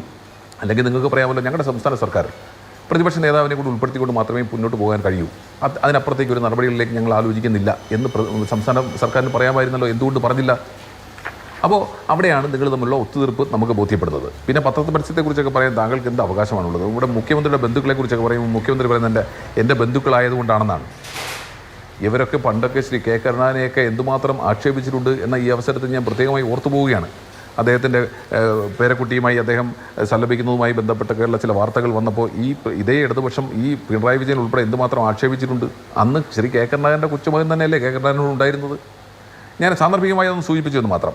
ഇവിടെ അവലോകന യോഗത്തിൽ പങ്കെടുത്തിട്ട് മുഖ്യമന്ത്രിയുടെ മകളും കൊച്ചുമകനും ഒക്കെ പങ്കെടുക്കുമ്പോൾ നിങ്ങളാരാ ചോദിക്കാനെന്നുള്ള ധാർഷ്ട്യവും ധിക്കാരവും ഈ സംസ്ഥാനത്തിൻ്റെ മുഖ്യമന്ത്രിക്ക് ഉണ്ടെങ്കിൽ പിന്നെ നമ്മളൊന്നും പറഞ്ഞിട്ട് കാര്യമൊന്നുമില്ല. അദ്ദേഹം പറയുന്നത് നടക്കുമെന്നുണ്ടെങ്കിൽ പിന്നെ ഒന്നും പറഞ്ഞിട്ട് കാര്യമില്ല. അപ്പോൾ പിന്നെ BJPയുടെ സംസ്ഥാന അധ്യക്ഷനെ കൊണ്ട് അപ്പോൾ പ്രതിപക്ഷ നേതാവ് ഉൾപ്പെടെയുള്ള ഈ പോർട്ടിനെ സംബന്ധിച്ച് നല്ല കോൺട്രിബ്യൂഷൻ നടത്തിയിട്ടുള്ള പിന്നെ കോൺഗ്രസിനെയും കോൺഗ്രസിൻ്റെ പ്രതിനിധികളെയും മാറ്റി നിർത്തണം എന്നുള്ളതാണ് അവരുടെ ആവശ്യം. അത് നടക്കട്ടെ. ഇവിടെ നോക്കൂ, ഇവിടെ പിന്നെ പറഞ്ഞെന്താ, ശകാരം കേട്ടുകൊണ്ടിരിക്കുന്ന കുടുംബത്തോടൊപ്പം എന്നാണ് അനിൽകുമാർ പറഞ്ഞത്. ശകാരം കേട്ടുകൊണ്ടിരിക്കുന്ന കുടുംബത്തോടൊപ്പം അദ്ദേഹം പോയതിൽ എന്താണ് തെറ്റെന്നുള്ളതാണ്. VS അച്യുതാനന്ദനൊക്കെ ഉമ്മൻചാണ്ടിയുടെ കുടുംബത്തെക്കുറിച്ച് നിയമസഭയിൽ ഉൾപ്പെടെ പറഞ്ഞിട്ടുള്ള കാര്യങ്ങളൊന്നും ഞാൻ ആവർത്തിക്കുന്നില്ല. ശകാരം എല്ലാവർക്കും ഉണ്ടായിട്ടുണ്ട്.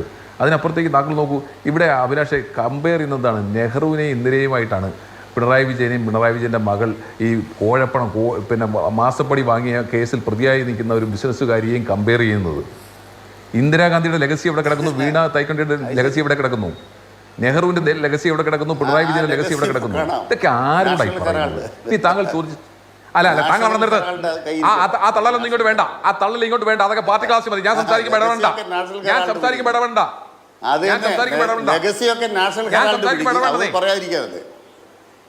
നാഷണൽ ഹെറാൾഡ് പിടിച്ച കാര്യമൊക്കെ ഞങ്ങൾ നോക്കിക്കോളാം.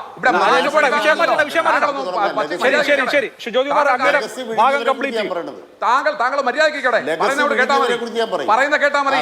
മുഖ്യമന്ത്രിയുടെ മകൾ മാസപ്പടി വാങ്ങിയിരിക്കുന്നു, SFI അന്വേഷിച്ച് കുറ്റപത്രം കൊടുത്തിരിക്കുന്നു. കൂട്ടിക്കൊണ്ട് മുഖ്യമന്ത്രി പിടിഞ്ഞെത്ത് പോയാൽ ഞങ്ങളത് പറയും. താങ്കൾ കേൾക്കാനേ താങ്കൾക്ക് വിധിയുള്ളൂ. താങ്കൾ കേട്ടേ പറ്റൂ. അഭിലാഷ് ഇത്തരത്തിൽ ഈ ചർച്ചയിൽ മുന്നോട്ട് പോകാനാണെങ്കിൽ ഒരു കാരണവശാലും സംസാരിക്കുന്നില്ല. ശരി, ഈ ചർച്ചയിൽ സംസാരിക്കണമെങ്കിൽ അഭിലാഷ് ഈ ചർച്ചയിൽ സംസാരിക്കില്ല. ശരി, അല്ല ഷാൽകുമാർ, ഞാൻ അങ്ങയുടെ അവസരത്തിൽ അങ്ങയിലേക്ക് വരാം. ശരി,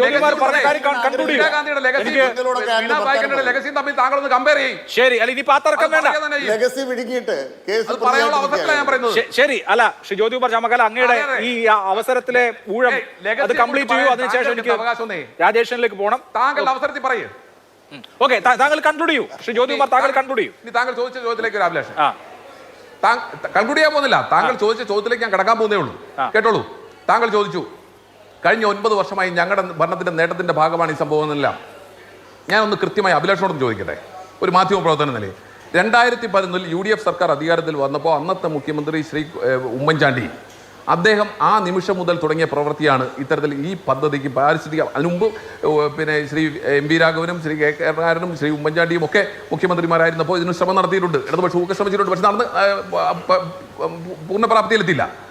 നോക്കൂ, 2011 UDF സർക്കാർ അധികാരത്തിൽ വന്നു കഴിഞ്ഞപ്പോൾ കേന്ദ്രത്തിൽ അധികാരത്തിലുള്ള UPA സർക്കാരുമായി ബന്ധപ്പെട്ട് പാരിസ്ഥിതിക ആഘാത പഠനം നടത്തുന്നതിന് വേണ്ടി ജയറാം രമേശിനെ സമീപിക്കുകയും അതുമായി ബന്ധപ്പെട്ട് 2-3 വർഷമെടുത്ത് ആ പാരിസ്ഥിതിക ആഘാത പഠനം പൂർത്തിയാക്കി 4000 പേജുള്ള റിപ്പോർട്ട് സമർപ്പിച്ചു.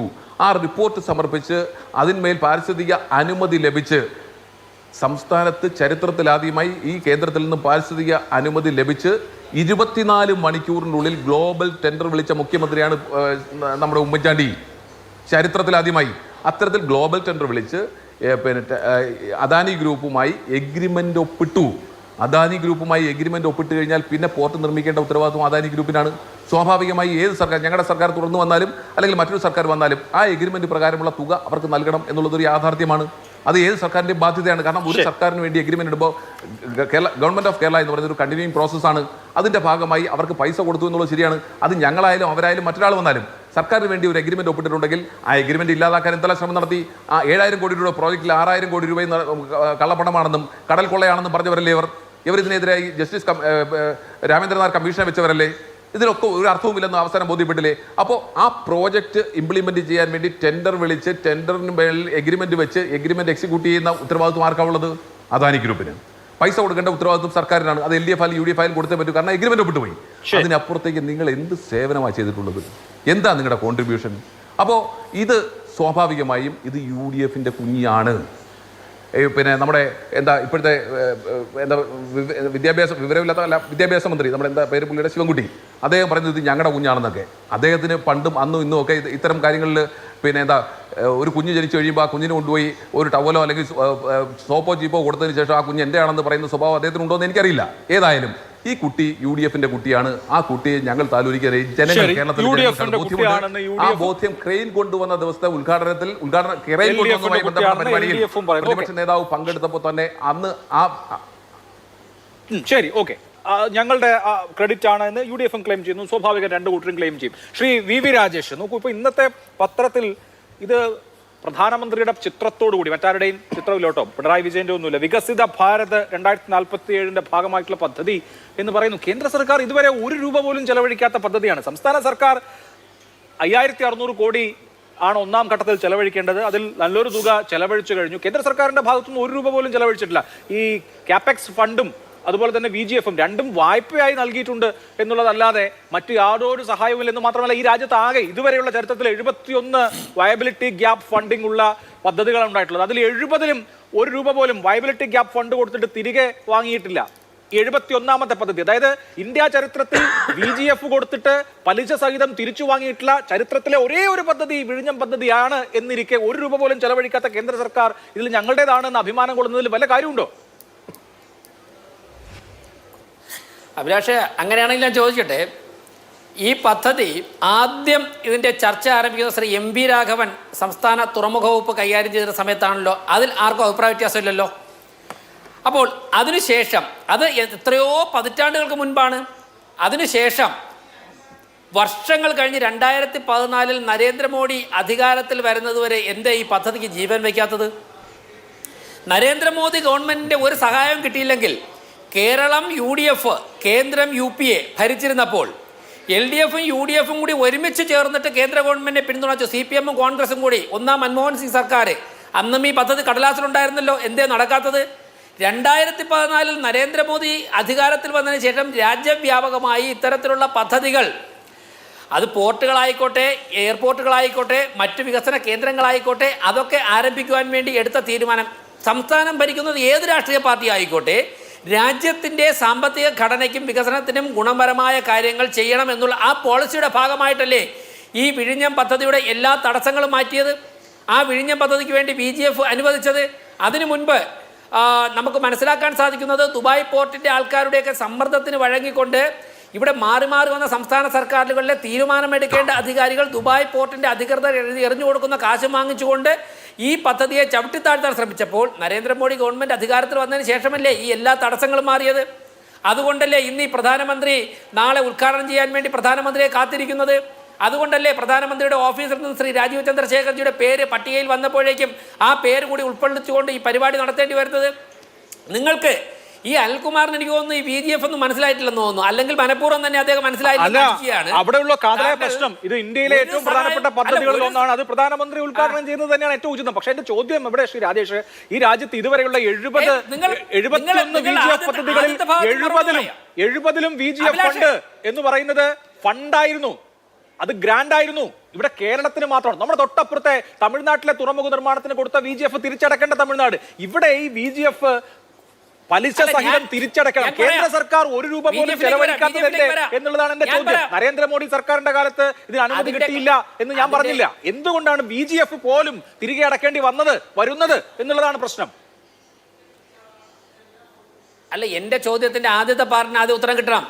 നരേന്ദ്രമോദി ഗവൺമെന്റിന്റെ ഒരു സഹായവും ഇല്ലെങ്കിൽ 2014 നരേന്ദ്രമോദി പ്രധാനമന്ത്രി ആകുന്നതിന് മുമ്പ് എന്തേ ഈ പദ്ധതി ഒരു ഇഞ്ച് മുന്നോട്ട് പോകാത്തത്? അതിന് വളരെ വർഷങ്ങൾക്ക് മുമ്പ് സംസ്ഥാന തുറമുഖ വകുപ്പ് മന്ത്രിയായിരുന്ന MV രാഘവനല്ലേ ഈ പദ്ധതിയെക്കുറിച്ചുള്ള ചർച്ചയ്ക്ക് തുടക്കം കുറിക്കുന്നത്. അതിനുശേഷം വന്ന LDFന്റെയോ UDFന്റെയോ ഗവൺമെന്റ് കേന്ദ്രത്തിൽ വന്ന ഒരു സർക്കാരുകൾക്കും ഒരു ഇഞ്ച് പോലും ഈ പദ്ധതി മുന്നോട്ട് കൊണ്ടുപോകാൻ സാധിക്കാത്തതെന്ത്? അപ്പോൾ നരേന്ദ്രമോദി പ്രധാനമന്ത്രിയായതിനു ശേഷം ആ ഗവൺമെന്റിന്റെ ദേശീയ ജനാധിപത്യ സഖ്യ ഗവൺമെന്റ് നരേന്ദ്രമോദി ഗവൺമെന്റ് പോളിസിയുടെ ഭാഗമായിട്ടാണ് ഈ പദ്ധതിക്കുണ്ടായിരുന്ന എല്ലാ തടസ്സവും മാറ്റിയത്. അന്ന് ഭരിച്ചിരുന്ന ഉമ്മൻചാണ്ടിയാണോ പിന്നീട് പിണറായി വിജയനോ അതൊന്നും ഞങ്ങളുടെ മുമ്പിൽ ഒരു പ്രശ്നമേ ആയിരുന്നില്ല. അവിടെ നിന്നാണല്ലേ പദ്ധതിക്ക് ജീവൻ വെച്ചത്. അതിനുശേഷം വയബിലിറ്റി ഗ്യാപ്പ് ഫണ്ട് കൊടുത്തു. പിന്നെ മറ്റൊന്ന്, ഓരോ പദ്ധതി അനുവദിക്കുമ്പോഴും ആ പദ്ധതികളുമായി ചർച്ച ചെയ്തിട്ടുള്ള ഓരോ നിയമങ്ങൾ, ഓരോ കരാറുകൾ സ്വീകരിക്കും. അതിൻ്റെ അടിസ്ഥാനത്തിലല്ലേ സംസ്ഥാന സർക്കാർ ഇതിനുവേണ്ടി തയ്യാറായപ്പോഴല്ലേ കേന്ദ്രം സഹായിച്ചത്. കേന്ദ്രം സഹായിക്കായിരുന്നെങ്കിൽ ഈ പദ്ധതി നടപ്പിലാക്കാൻ സാധിക്കുമായിരുന്നു. അപ്പോൾ ഈ അനിൽകുമാർ കിടന്നിട്ട് കേന്ദ്രത്തിന്റെ ഒരു സഹായവുമില്ല അവിടെ പിരിക്കാൻ വരികയാണെന്ന് പറഞ്ഞു കഴിഞ്ഞാൽ, അനിൽകുമാറെ എന്തേ നിങ്ങൾ പിന്തുണ കൊടുത്ത മൻമോഹൻ സിംഗ് സർക്കാർ അധികാരത്തിൽ നിന്നപ്പോൾ എന്തുകൊണ്ട് നിങ്ങൾക്ക് നടപ്പിലാക്കാൻ സാധിച്ചില്ല? എന്തേ നടപ്പിലാക്കാൻ വരികയാണ് എന്ന വാദം മാറ്റി നിർത്തിയാൽ ഇത് സംസ്ഥാനത്തിനും കേന്ദ്രത്തിനും രണ്ട് ഘടകങ്ങൾക്കും ഇതിനോടകം തന്നെ, അതായത് കമ്മീഷൻ ചെയ്യുന്നതിന് മുമ്പ് തന്നെ വരുമാനം ഉണ്ടാക്കി കൊടുക്കുന്നുണ്ടോ നല്ലതുപോലെ GST വരുമാനം ഉദ്ഘാടനം നടത്തിക്കോളാം. ശരി, നല്ല വരുമാനം ഇപ്പൊ തന്നെ കമ്മീഷൻ ചെയ്യുന്നതിന് മുമ്പ് തന്നെ നല്ല വരുമാനം സംസ്ഥാനത്തിനും കേന്ദ്രത്തിനും കിട്ടിക്കൊണ്ടിരിക്കുകയാണ് GST ഇനത്തിൽ. ആ കാര്യം മറന്നു വരുന്നത്. ഞാൻ അങ്ങേലേക്ക് വരാം. ഇവിടെ ശ്രീ അല്ല നല്ല അപ്പോ പ്രത്യേകിച്ച് പിരിക്കണ്ട എന്ന് പറയാണ്. അതായത് കേന്ദ്രം പൈസ മുടക്കിയില്ലെങ്കിലും കേന്ദ്രത്തിനും കൂടിയാണ് ഇതിന്റെ വരുമാന വിഹിതം കിട്ടുന്നതെന്ന് ഞാൻ പറഞ്ഞതേ ഉള്ളൂ. ശ്രീ അനിൽകുമാർ, ഇവിടെ നമ്മൾ ശ്രദ്ധിക്കേണ്ടത്, ഇപ്പോൾ നേരത്തെ ഇവിടെ പറഞ്ഞതുപോലെ സംസ്ഥാനം ഒന്നും ചെയ്തില്ല എന്ന വാദം എനിക്കില്ല. സംസ്ഥാനം കുറേ കാര്യങ്ങൾ ചെയ്തിട്ടുണ്ട്. പുലിമുട്ട് നിർമ്മാണം പൂർണ്ണമായിട്ടും സംസ്ഥാനം ചെയ്തതാണ്. 1700-1800 കോടി ചെലവഴിച്ചു. ഇന്ത്യയിലെ തന്നെ ഏറ്റവും ആഴമുള്ള 28 മീറ്റർ ഉയരമുള്ള പുലിമുട്ടാണ്.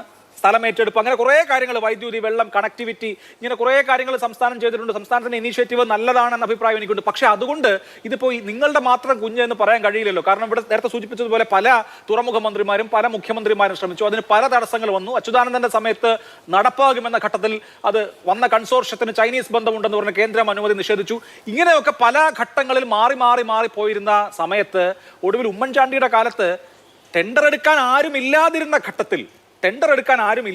ഘട്ടത്തിൽ KV തോമസിന്റെ, അന്നത്തെ കോൺഗ്രസിന്റെ MP ആയിട്ടുള്ള KV തോമസിന്റെ വസതിയിൽ രാവിലെ നടന്ന ഒരു പ്രഭാത ചർച്ചയിൽ ഗൗതം അദാനിയും മുഖ്യമന്ത്രി ഉമ്മൻചാണ്ടിയും നടത്തിയ ഒരു അനൗദ്യോഗിക ചർച്ചയിലാണ് ശരിക്കും ഈ കരാർ എന്ന് പറയുന്ന കാര്യത്തിലേക്ക് ഒരു പ്രോസസ്സ് പോകുന്നത്. യഥാർത്ഥത്തിൽ ഒരു ഡിപ്ലോമസിയുടെ അല്ലെങ്കിൽ നടക്കുമായിരുന്നില്ല എന്ന് നമുക്ക് ഉറപ്പിക്കാവുന്ന, കാരണം അദാനിക്ക് ഇതിൽ ലാഭം ഉണ്ടാവില്ല എന്നൊരു തരത്തിലുള്ള പ്രജുഡീസ് ഉണ്ടായിരുന്നു.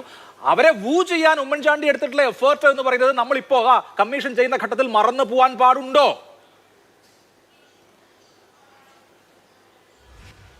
അവിടെയാണ് ഞങ്ങൾ പറയുന്നത്. ഉമ്മൻചാണ്ടിയാണ് ഇതിൻ്റെ ഉപജ്ഞാതാവെന്ന് പറഞ്ഞാൽ അത് ചരിത്രത്തോട് ചെയ്യുന്ന വഞ്ചനയാണ്, കളങ്കമാണ്.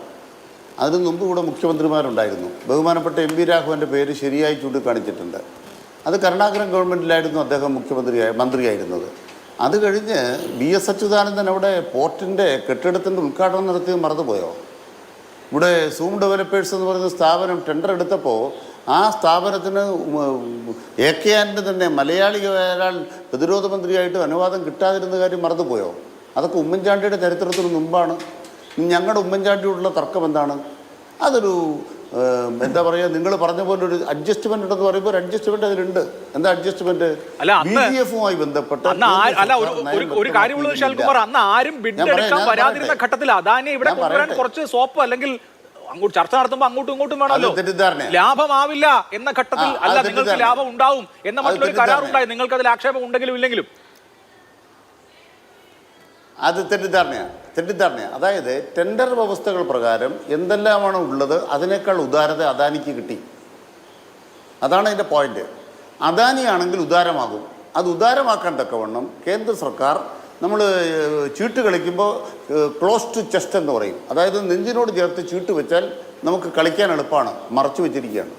ഈ വിഴിഞ്ഞുമായി ബന്ധപ്പെട്ട തങ്ങളുടെ കരുക്കൾ കേന്ദ്ര സർക്കാർ പുറത്തെടുത്തില്ല. അദാനിക്ക് കരാർ കിട്ടിയപ്പോൾ സ്വാഭാവികമായും മൈ ഫ്രണ്ടാണ് അംബാനി. അദാനി എന്ന് പറയുന്നത് നരേന്ദ്രമോദിയുടെ ഫ്രണ്ടാണ്. അദ്ദേഹം കടന്നു വന്നു. VGF-ൻ്റെ കാര്യത്തിൽ അപ്പോഴാണ് കേന്ദ്ര സർക്കാർ ഒന്ന് മനസ്സലിഞ്ഞത്. എന്നാൽ ഞങ്ങൾ പണം VGF വായ്പയായിട്ടാണെങ്കിലും തരാം. അത് കരാറിലാണ് വായ്പ, അല്ലാണ്ട് കരാറിൽ ഗ്രാൻഡ് അല്ല. ഉമ്മൻചാണ്ടി എഴുതിയ കരാറിൽ ഗ്രാൻഡ് അല്ല, വായ്പയാണ്. അപ്പോൾ കേന്ദ്ര സർക്കാർ അദാനി ആയതുകൊണ്ട് അല്പം അനങ്ങിയിട്ടുണ്ട്. ഈ രണ്ട് കൂട്ടരും ചേർന്ന് പ്രവർത്തിച്ചപ്പോൾ ഏതാണ്ട് 6000 കോടി രൂപയുടെ കൊള്ള നടന്നു എന്നാണ് പിണറായി വിജയൻ പറഞ്ഞത്. അത് ശരിയാണ്. എന്നാൽ ഇപ്പോൾ ഞങ്ങൾ പറയുന്ന ക്ലെയിം എന്താണ്? അതാണ് കേൾക്കേണ്ടത്, ദയവായി കേൾക്കേണ്ടത്. ഞങ്ങളുടെ ക്ലെയിം എന്താണ്? ഞങ്ങളിപ്പോൾ ആ കരാർ പൊളിച്ചെഴുതി. ബഹുമാനപ്പെട്ട പിണറായി വിജയൻ മുഖ്യമന്ത്രിയാകും മുമ്പ് തന്നെ വ്യക്തമാക്കി, ഞങ്ങൾ പ്രതിപക്ഷത്തിരിക്കുമ്പോൾ ഉമ്മൻചാണ്ടി ഉണ്ടാക്കിയ കരാർ മുന്നോട്ട് കൊണ്ടുപോകും. മുഖ്യമന്ത്രി പിണറായി വിജയൻ പ്രതിപക്ഷത്തിരിക്കുമ്പോൾ പറഞ്ഞു. അതിനുശേഷം ഭരണപക്ഷത്ത് വന്നപ്പോഴോ ആ കരാർ നടപ്പാക്കാൻ ഇച്ഛാശക്തി കാട്ടി. കരാർ നടപ്പാക്കി ആദ്യഘട്ടം പൂർത്തിയായി കഴിഞ്ഞപ്പോൾ ഒരു ആർബിട്രേഷൻ തർക്കം വന്നു. ആ തർക്കത്തിൽ ഇടപെട്ടുകൊണ്ട് നിങ്ങൾ ഈ പദ്ധതി നേരത്തെ പൂർത്തിയാക്കണം, അതിനിപ്പോൾ തന്നെ ഒരു 10,000 കോടി മുടക്കണം. 2, അതിൻ്റെ ഭാഗമായി ഞങ്ങൾക്ക് നൽകേണ്ട വിഹിതം 5 കൊല്ലം മുമ്പ് തരാൻ തുടങ്ങി. ആ കരാറിനെ LDF സർക്കാർ ഫലത്തിൽ പൊളിച്ചെഴുതിയിരിക്കുന്നു. വളരെ വേഗത്തിൽ പദ്ധതി പൂർത്തിയാക്കുന്നതിലേക്ക് എത്തിയിരിക്കുന്നു. അതാണ് പിണറായി വിജയൻ മാജിക്ക്. അത് പറയുന്നതിന് പകരം അയ്യോ അവിടെ ഒരു കല്ല് കിടപ്പുണ്ട്, കല്ലയിൽ പട്ടി മുള്ളുന്നുണ്ട് എന്ന് പറഞ്ഞിട്ട് കാര്യമില്ല. ആ കല്ല് കല്ലായി കിടന്നിടത്ത് അതിനെ യാഥാർത്ഥ്യമാക്കാൻ. പിന്നെ ഞാൻ ചോദിക്കുന്നത്, വിമോചന സമരം പ്രഖ്യാപിച്ച സുധാകരന് ക്രെഡിറ്റ് കൊടുക്കണോ? ഞാൻ പറയാം, വിമോചന സമരം പ്രഖ്യാപിച്ച സുധാകരന് ക്രെഡിറ്റ് കൊടുക്കണോ? ആർക്കാ നിങ്ങൾ ക്രെഡിറ്റ് കൊടുക്കാൻ പറയണത്? ഈ പദ്ധതി നിർത്തിവെക്കണം എന്നാവശ്യപ്പെട്ട K. മുരളീധരന് ക്രെഡിറ്റ് കൊടുക്കണോ? അവിടെ പോയപ്പോൾ ആ പോയ പിണറായി വിജയൻ്റെ ധിക്കാരം, അഹങ്കാരം, ധാർഷ്ട്യം നടക്കില്ല എന്ന് സമരക്കാരുടെ കൂടെ നിന്ന് പ്രഖ്യാപിച്ച സതീശന് ക്രെഡിറ്റ് കൊടുക്കണോ? അപ്പോൾ ക്രെഡിറ്റിനെ കുറിച്ചൊന്നും തർക്കിക്കണ്ട, ഇത് മലയാളിയുടേതാണ്. അതുകൊണ്ട് BJP-യുടെ നേതൃത്വത്തോട് ഒരു കാര്യം പറയാൻ ആഗ്രഹിക്കുന്നു. അവർ ദേശീയപാത ഉദ്ഘാടനം ചെയ്യാൻ വന്നാലും 5650, 6250 കോടി രൂപ കേരളത്തിൻ്റെതാണ്. ദേശീയപാത നിങ്ങളുടെ മാത്രമല്ല. ഞങ്ങൾ അഭിമാനത്തോടെ പറയും, ദേശീയപാത ഉദ്ഘാടനം ചെയ്യാൻ വന്നാലും നരേന്ദ്രമോദിയുടെ മാത്രമല്ല. ഇനി ബഹുമാനപ്പെട്ട ചാമക്കാല ഇവിടെ പറഞ്ഞല്ലോ, അദ്ദേഹം പറഞ്ഞു എന്താണ് ലെഗസി, ഇന്ത്യൻ സ്വാതന്ത്ര്യ സമരത്തിൻ്റെ ലെഗസിയാണ് നാഷണൽ ഹെറാൾഡ്. ആ ലെഗസി വിഴുങ്ങി അത് തൊണ്ടയിൽ മുള്ളായി കുരുങ്ങിയത് കൊണ്ടാണ് അമ്മയും മകനും പ്രതിയായി ED കൂടെ കോടതിയിൽ നിൽക്കുന്നത്. ലെഗസി എന്ന് പറഞ്ഞിരുന്നിട്ട് കാര്യമില്ല, ലെഗസി വിഴുങ്ങാൻ പാടില്ല. ദേശീയ സ്വാതന്ത്ര്യ സമരത്തിൻ്റെ ചരിത്രത്തിലെ ഏറ്റവും നിർണായകമായ ഒരു പ്രധാനപ്പെട്ട പത്രസ്ഥാപനത്തെ യങ് ഇന്ത്യ എന്ന് പേര് വിളിക്കുന്ന ഗാന്ധിജിയുടെ പത്രത്തിൻ്റെ പേരിട്ട് കളവായി കോൺഗ്രസ് പാർട്ടിയുടെ 90.25 കോടി രൂപ മുടക്കി വിഴുങ്ങിയവർ ലെഗസി വിഴുങ്ങിയിരിക്കുകയാണ്. അതിൻ്റെ അജീർണം നിങ്ങളെ ബാധിച്ചിട്ടുണ്ട്. അത് നിങ്ങൾ മനസ്സിലാക്കണം. കേസെടുത്തു എന്ന് ഞങ്ങൾ പിന്തുണയ്ക്കുന്ന കാര്യമല്ല, മോദിയെ പിന്തുണയ്ക്കുന്ന കാര്യമല്ല. പക്ഷേ സ്വാതന്ത്ര്യ സമരത്തോട് ചരിത്രത്തിൽ ചെയ്ത കൊടും ചതിയാണ് നമ്മുടെ വിഷയം. അതല്ല, എന്തായാലും ജ്യോതികുമാർ മുഖ്യമന്ത്രിയുടെ മകളുടെ കേസ് പറഞ്ഞുകൊണ്ട് താങ്കൾ ഇതും പറഞ്ഞു എന്നുള്ള മറ്റുള്ള നമുക്ക് റദ്ദാക്കാം. അതല്ലല്ലോ നമ്മുടെ ഡിബേറ്റിന്റെ ടോപ്പിക്. ശ്രീ ജ്യോതികുമാർ ചാമക്കാല, ഇവിടെ നോക്കൂ, അങ്ങ് പറഞ്ഞു കരാറായി കഴിഞ്ഞാൽ പിന്നെ അദാനിയാണ് ചെയ്യേണ്ടത്, പണം സർക്കാർ കൊടുത്താൽ മതിയെന്ന്. പക്ഷെ അതിനുശേഷം നമ്മൾ എന്തൊക്കെ നടന്നു എന്ന് കണ്ടു. ഓഖി ആഞ്ഞടിച്ചു, വലിയ തോതിൽ ബ്രേക്ക് വാട്ടറിന്റെ നിർമ്മാണം പ്രതിസന്ധിയിലായി, നിർമ്മാണ വസ്തുക്കൾ കിട്ടാനില്ലാത്ത പ്രതിസന്ധികൾ വന്നു. ഇങ്ങനെ ഒരുപാട് പ്രശ്നങ്ങൾ വന്നു. സർക്കാരിന്റെ ഭാഗത്ത് നിന്ന് ചെയ്യേണ്ട അടിസ്ഥാന സൗകര്യ വികസന പദ്ധതികൾ, ഒപ്പം പുനരധിവാസം എന്ന് പറയുമ്പോൾ നേരത്തെ കണക്കാക്കപ്പെട്ടതിലും കൂടുതൽ സർക്കാർ ചെലവാക്കിയിട്ടുണ്ടെന്ന് മുഖ്യമന്ത്രി വിശദീകരിക്കുന്നു. അപ്പോൾ ഇതിന്റെ അനുബന്ധമായി ചെയ്യേണ്ട കാര്യങ്ങൾ, ഇത് മാത്രമല്ല അദാനി പോർട്സ് ചെലവഴിച്ചതിന്റെ ഇരട്ടി തുക സംസ്ഥാന സർക്കാർ ഖജനാവിൽ നിന്ന് ചെലവഴിച്ചിട്ടുണ്ട്. ഇതിപ്പോൾ നാളെ ആര് ഭരിച്ചാലും 10 കൊല്ലം കഴിഞ്ഞാലും 20 കൊല്ലം കഴിഞ്ഞാലും കേരളത്തിന് വലിയ നേട്ടം ഉണ്ടാക്കാൻ പോകുന്ന പദ്ധതിയാണ് ഇത് എന്നുള്ളത് കൊണ്ട് ആ ചെലവഴിച്ചു എന്നുള്ളത് ഒരു കുഴപ്പമായി മാറില്ല എന്ന് എനിക്ക് തോന്നുകയും ചെയ്യുന്നു. എന്തായാലും ഈ കാര്യത്തിൽ ഇപ്പോൾ ഇത്രയും കാലത്ത് സർക്കാർ ഒരു കോൺട്രിബ്യൂഷനും ഇല്ല എന്ന് കോൺഗ്രസിന് വാദിക്കാൻ പറ്റുമോ? എന്ന് മാത്രമല്ല, ഇടക്കാലത്ത് കഴിഞ്ഞ 2-3 കൊല്ലം മുമ്പ് സമരം ഉണ്ടായ കാലത്ത് ആ സമരത്തെ പിന്തുണയ്ക്കുകയും ഇപ്പോൾ ഇതിന്റെ നിർമ്മാണ പ്രവർത്തനങ്ങൾ നിർത്തിവെച്ച് അവിടുത്തെ വിഴിഞ്ഞത്തെ പ്രദേശവാസികളുടെ ആശങ്കകൾ ആദ്യം പരിഹരിക്കണം, എന്നിട്ട് മതി നിർമ്മാണം എന്ന നിലപാടെടുത്ത പാർട്ടിയുമാണ് കോൺഗ്രസ്. ഞാൻ അതിലേക്ക് വരാം അഭിലാഷ്. ഇവിടെ സ്വാതന്ത്ര്യ സമരത്തെക്കുറിച്ചും പിന്നെ നാഷണൽ ഹെറാൾഡിനെ കുറിച്ചും, നാഷണൽ ഹെറാൾഡ് കേസ് പൊളിറ്റിക്കൽ കേസാണ്. ഞങ്ങൾ പൊളിറ്റിക്കലായി, രാഷ്ട്രീയമായി, നിയമപരമായി നേരിടും. മുഖ്യമന്ത്രിയുടെ മകൾക്ക് വന്നിരിക്കുന്ന 2,70,00,000 രൂപയുടെ കേസ് എന്ന് പറഞ്ഞാൽ മാസപ്പടിയാണ്. പിന്നെ സ്വാതന്ത്ര്യ സമരത്തെക്കുറിച്ചൊക്കെ പറയുന്നു. സ്വാതന്ത്ര്യ സമരത്തിൽ നിങ്ങൾ സ്വാതന്ത്ര്യം കിട്ടിയെന്ന് അംഗീകരിച്ചിട്ടില്ലല്ലോ. നിങ്ങൾ ഒറ്റ കൊടുത്തവരല്ലേ ക്വിറ്റ് ഇന്ത്യ സമരത്തെ ഉൾപ്പെടെ. പിന്നെ അത് ചരിത്രങ്ങളിലേക്കൊന്നും ഞാൻ പോകുന്നില്ല. നിങ്ങൾ എന്നാ സ്വാതന്ത്ര്യം കിട്ടിയെന്ന് അംഗീകരിച്ചു തുടങ്ങിയത്? അതൊക്കെ പോട്ടെ, അതൊക്കെ അതല്ല നമ്മുടെ ചർച്ചാ വിഷയം. ഇവിടെ ഞാൻ തിരിച്ചു വരുന്നത് ഈ സംവിധാനത്തിലേക്ക് തന്നെ മടങ്ങി വരാം, ഈ ചോദ്യത്തിലേക്ക് തന്നെ തിരിച്ചു വരാം. അദ്ദേഹം പറഞ്ഞു ഇവിടെ VS അച്യുതാനന്ദൻ ഏതാണ്ട് കെട്ടിടം ഉദ്ഘാടനം ചെയ്തു. ഇവിടെ ഈ പോർട്ടുമായി ബന്ധപ്പെട്ട് എഗ്രിമെൻ്റ് ഒപ്പിട്ടത് 2015-ലാണ്. 2015 എഗ്രിമെൻറ്റിലോ 2015 ഓഗസ്റ്റ് മാസം 17-ാം തീയതി ഒപ്പിട്ട എഗ്രിമെൻറ്റിനകത്ത് 2011 വരെ മുഖ്യമന്ത്രിയായിരുന്ന പിന്നെ VS അച്യുതാനന്ദൻ അവിടെ കെട്ടിടം ഉദ്ഘാടനം ചെയ്തെന്നൊക്കെ പറഞ്ഞാൽ ഇതൊക്കെ പാർട്ടി ക്ലാസ്സിൽ പറഞ്ഞാൽ മതി. അത്രയും വളരെ സിമ്പിളായിട്ട് പറയാനുള്ളൂ. ഇനി താങ്കൾ ചോദിച്ച ചോദ്യത്തിലേക്ക് മടങ്ങി വന്നല്ലേ, ഉദാരത കാട്ടിയതിനെ കുറിച്ചും ചീട്ടളിയെ കുറിച്ചൊന്നും എനിക്കറിയത്തില്ല. ചീട്ടളിയിൽ എന്തൊക്കെയാണ് ടെക്നിക്ക് എന്നൊക്കെ അനിൽകുമാറിനെ അറിയത്തുള്ളൂ. ഏതായാലും ഉദാരത കാട്ടിയതിനെ കുറിച്ചും താങ്കൾ പറഞ്ഞല്ലോ ഇവിടെ സർക്കാർ ചെയ്ത ചില സേവനത്തെക്കുറിച്ചും ഒക്കെ അതിനെല്ലാം കൂടെ ചേർത്ത് ഞാൻ ഒരു മറുപടി പറയാം. അതിനു മുമ്പ് BJPയുടെ പ്രതിനിധി പറഞ്ഞു ഇവിടെ എൻ്റെ സഹോദര 2015 ഓഗസ്റ്റ് മാസം ഒപ്പിടണമെങ്കിൽ 2014 വന്ന് സർക്കാർ വന്നതിൻ്റെ പിറ്റേന്ന് ഒപ്പിട്ടതല്ല. ഞാൻ തുടക്കത്തിൽ പറഞ്ഞു 2011 മുതൽ പാരിസ്ഥിതിക ആഘാതവുമായി ബന്ധപ്പെട്ട് അന്നത്തെ മുഖ്യമന്ത്രി ഉമ്മൻചാണ്ടിയുടെ ഇടപെടലിനെ സംബന്ധിച്ചും ടെൻഡർ വിളിച്ചതിനെ സംബന്ധിച്ചുമൊക്കെ അതൊക്കെ വിളിക്കുമ്പോൾ ഇവിടെ UPA സർക്കാരാണ് എഗ്രിമെൻ്റ് ഒപ്പിട്ടു എന്നുള്ളത് ശരിയാണ്. അതിന് നിങ്ങൾ വന്ന ഉടനെ പിറ്റേന്ന് രാവിലെ എടുത്ത് വെച്ച് ഫലം ഒപ്പിടുമല്ലോ. ഇതിലോ എത്രയോ കണ്ടിന്യൂയിങ് പ്രോസസ്സാണ്, ലോങ് പെൻഡിങ് പ്രോസസ്സായിരുന്നു. അപ്പോൾ നിങ്ങളുടെ ബാങ്കിനെ സംബന്ധിച്ചൊക്കെ ജനങ്ങൾക്കറിയാം. അത് പോട്ടെ. ഇവിടെ ഞാൻ പറഞ്ഞു വന്നത് ഇവിടെ ഈ താങ്കൾ പറഞ്ഞു ഇതിനകത്ത് ഇടപെടലിനെ സംബന്ധിച്ചൊക്കെ താങ്കൾ പറഞ്ഞു ഇവിടെ ഓക്കി വന്നു, പിന്നെ കോവിഡ് വന്നു. ഞാൻ തിരിച്ചു ചോദിക്കട്ടെ, താങ്കൾ അതിൻ്റെ കൂട്ടത്തിൽ പറഞ്ഞു എന്താ നിർമ്മാണ വസ്തുക്കളുടെ ലഭ്യത കുറവ്. ആ എഗ്രിമെൻറ്റിൽ സ്പെസിഫിക്കായി പറഞ്ഞിട്ടുണ്ട് ഈ സംസ്ഥാനത്ത് ഇതിൻ്റെ ഏറ്റവും വലിയ റോ മെറ്റീരിയൽ എന്താ? പാറയാണ്. പുലിമുട്ട് നിർമ്മിക്കാനുള്ള പാറയാണ്. ആ പാറ കൊണ്ടുവരുന്നതിൻ്റെ ഉത്തരവാദിത്വം ഈ കമ്പനിക്കാണെന്ന് എഗ്രിമെൻറ്റിലുണ്ട്. ഇതുമായി ബന്ധപ്പെട്ട് ജുഡീഷ്യൽ കമ്മീഷന് മുമ്പിൽ നിന്നുള്ള വാദപ്രതിവാദത്തിൽ കമ്പനി സമ്മതിച്ചിട്ടുള്ളതാണ് പാറ ഞങ്ങളുടെ ലയബിലിറ്റി ആണെന്ന്.